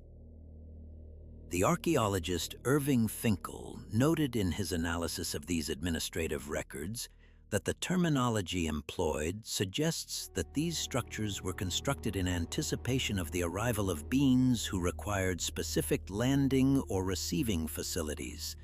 terminology that differs markedly from typical religious architecture employed for worship or ceremonial functions. Written records from the classical period, specifically Greek historical accounts compiled by Manetho during the Ptolemaic period, approximately 2,300 years before the Common Era, describe historical epochs designated as the time of the gods, during which Egypt was governed directly by divine beings who subsequently departed, leaving human successors to govern in their absence. Manetho's chronology, preserved fragmentarily in quotations by later Greek historians, including Josephus and the Christian chronographer Eusebius, describes specific dates for the arrival and departure of these divine rulers, with durations of governance that Egyptologists have traditionally dismissed as impossible, suggesting reigns exceeding 1,000 years. Yet Manetho's historical methodology, as evidenced in other historical accounts where his information can be cross-referenced with archaeological evidence, proves substantially accurate and detailed, raising the question of whether his chronological data regarding divine rule should be dismissed as error, or whether alternative interpretations of longevity and temporal measurement might accommodate his accounts. The Egyptologist Peter Clayton examined Manetho's chronological framework in detail in his work, quote, 126, published in 1994, and concluded that while Manetho's reported reign lengths appear inconsistent with conventional human longevity, the internal consistency of his chronological framework and his consistent accuracy in other historical matters suggest that his accounts should be interpreted not as error, but as reflecting actual historical records employing alternative systems of temporal measurement or recording methodologies that modern chronologists do not fully comprehend. Documentation from Chinese classical sources, specifically the ancient text Records of the Grand Historian, compiled by the historian Sima Qian approximately 2,100 years ago,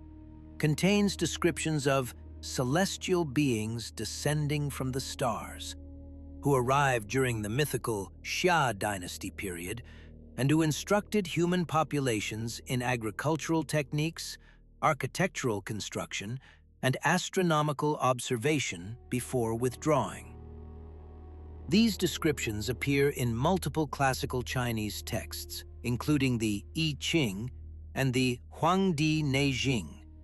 texts whose origins predate Sima Qian's compilation by centuries or millennia. Remarkably, the descriptions in these Chinese texts employ identical terminology for describing the arrival of these beings, their mode of transportation,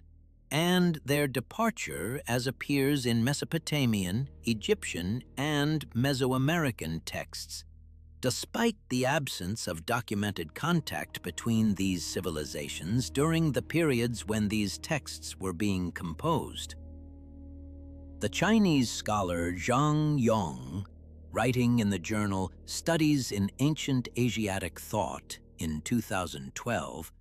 proposed that this striking terminological correspondence might reflect independent observation of identical phenomena occurring at global or near-global scale, rather than reflecting cultural transmission through trade networks or direct contact between civilizations.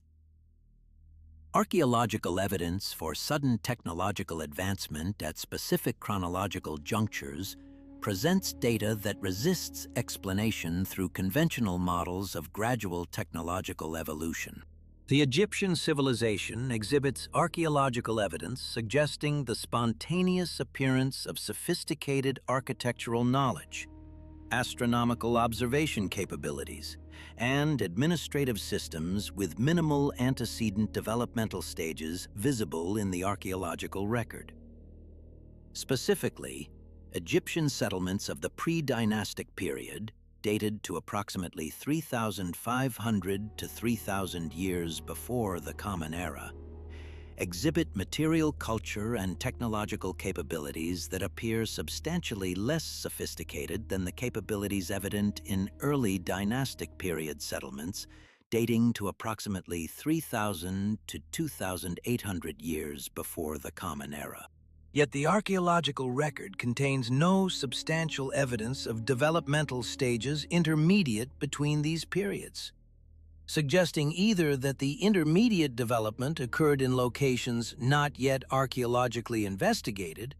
or that the technological advancement occurred through mechanisms other than gradual evolutionary development. The Sumerian civilization exhibits comparable patterns of technological discontinuity.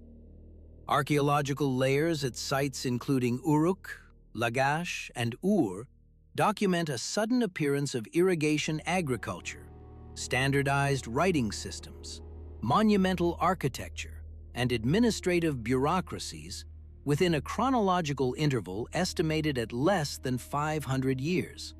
a time frame that scholars acknowledge represents insufficient duration for the independent development of these complex technological and social systems through conventional mechanisms of cultural evolution. The archaeological evidence suggests that the Sumerian civilization appeared in the Mesopotamian basin fully formed, with no substantial archaeological evidence of the transitional developmental stages that would be anticipated if the technological and social complexity had emerged through gradual internal development. Scholars have traditionally attempted to explain this anomaly through invoking migration of populations possessing pre-developed technological capabilities. Yet archaeological evidence for substantial pre-Sumerian settlement in Mesopotamia remains limited and does not clearly establish populations with the requisite technological sophistication to serve as the developmental antecedent for Sumerian civilization. Indic civilization, as evidenced by the material remains of the Indus Valley civilization, exhibits comparable patterns of technological appearance. The Indus Valley civilization, which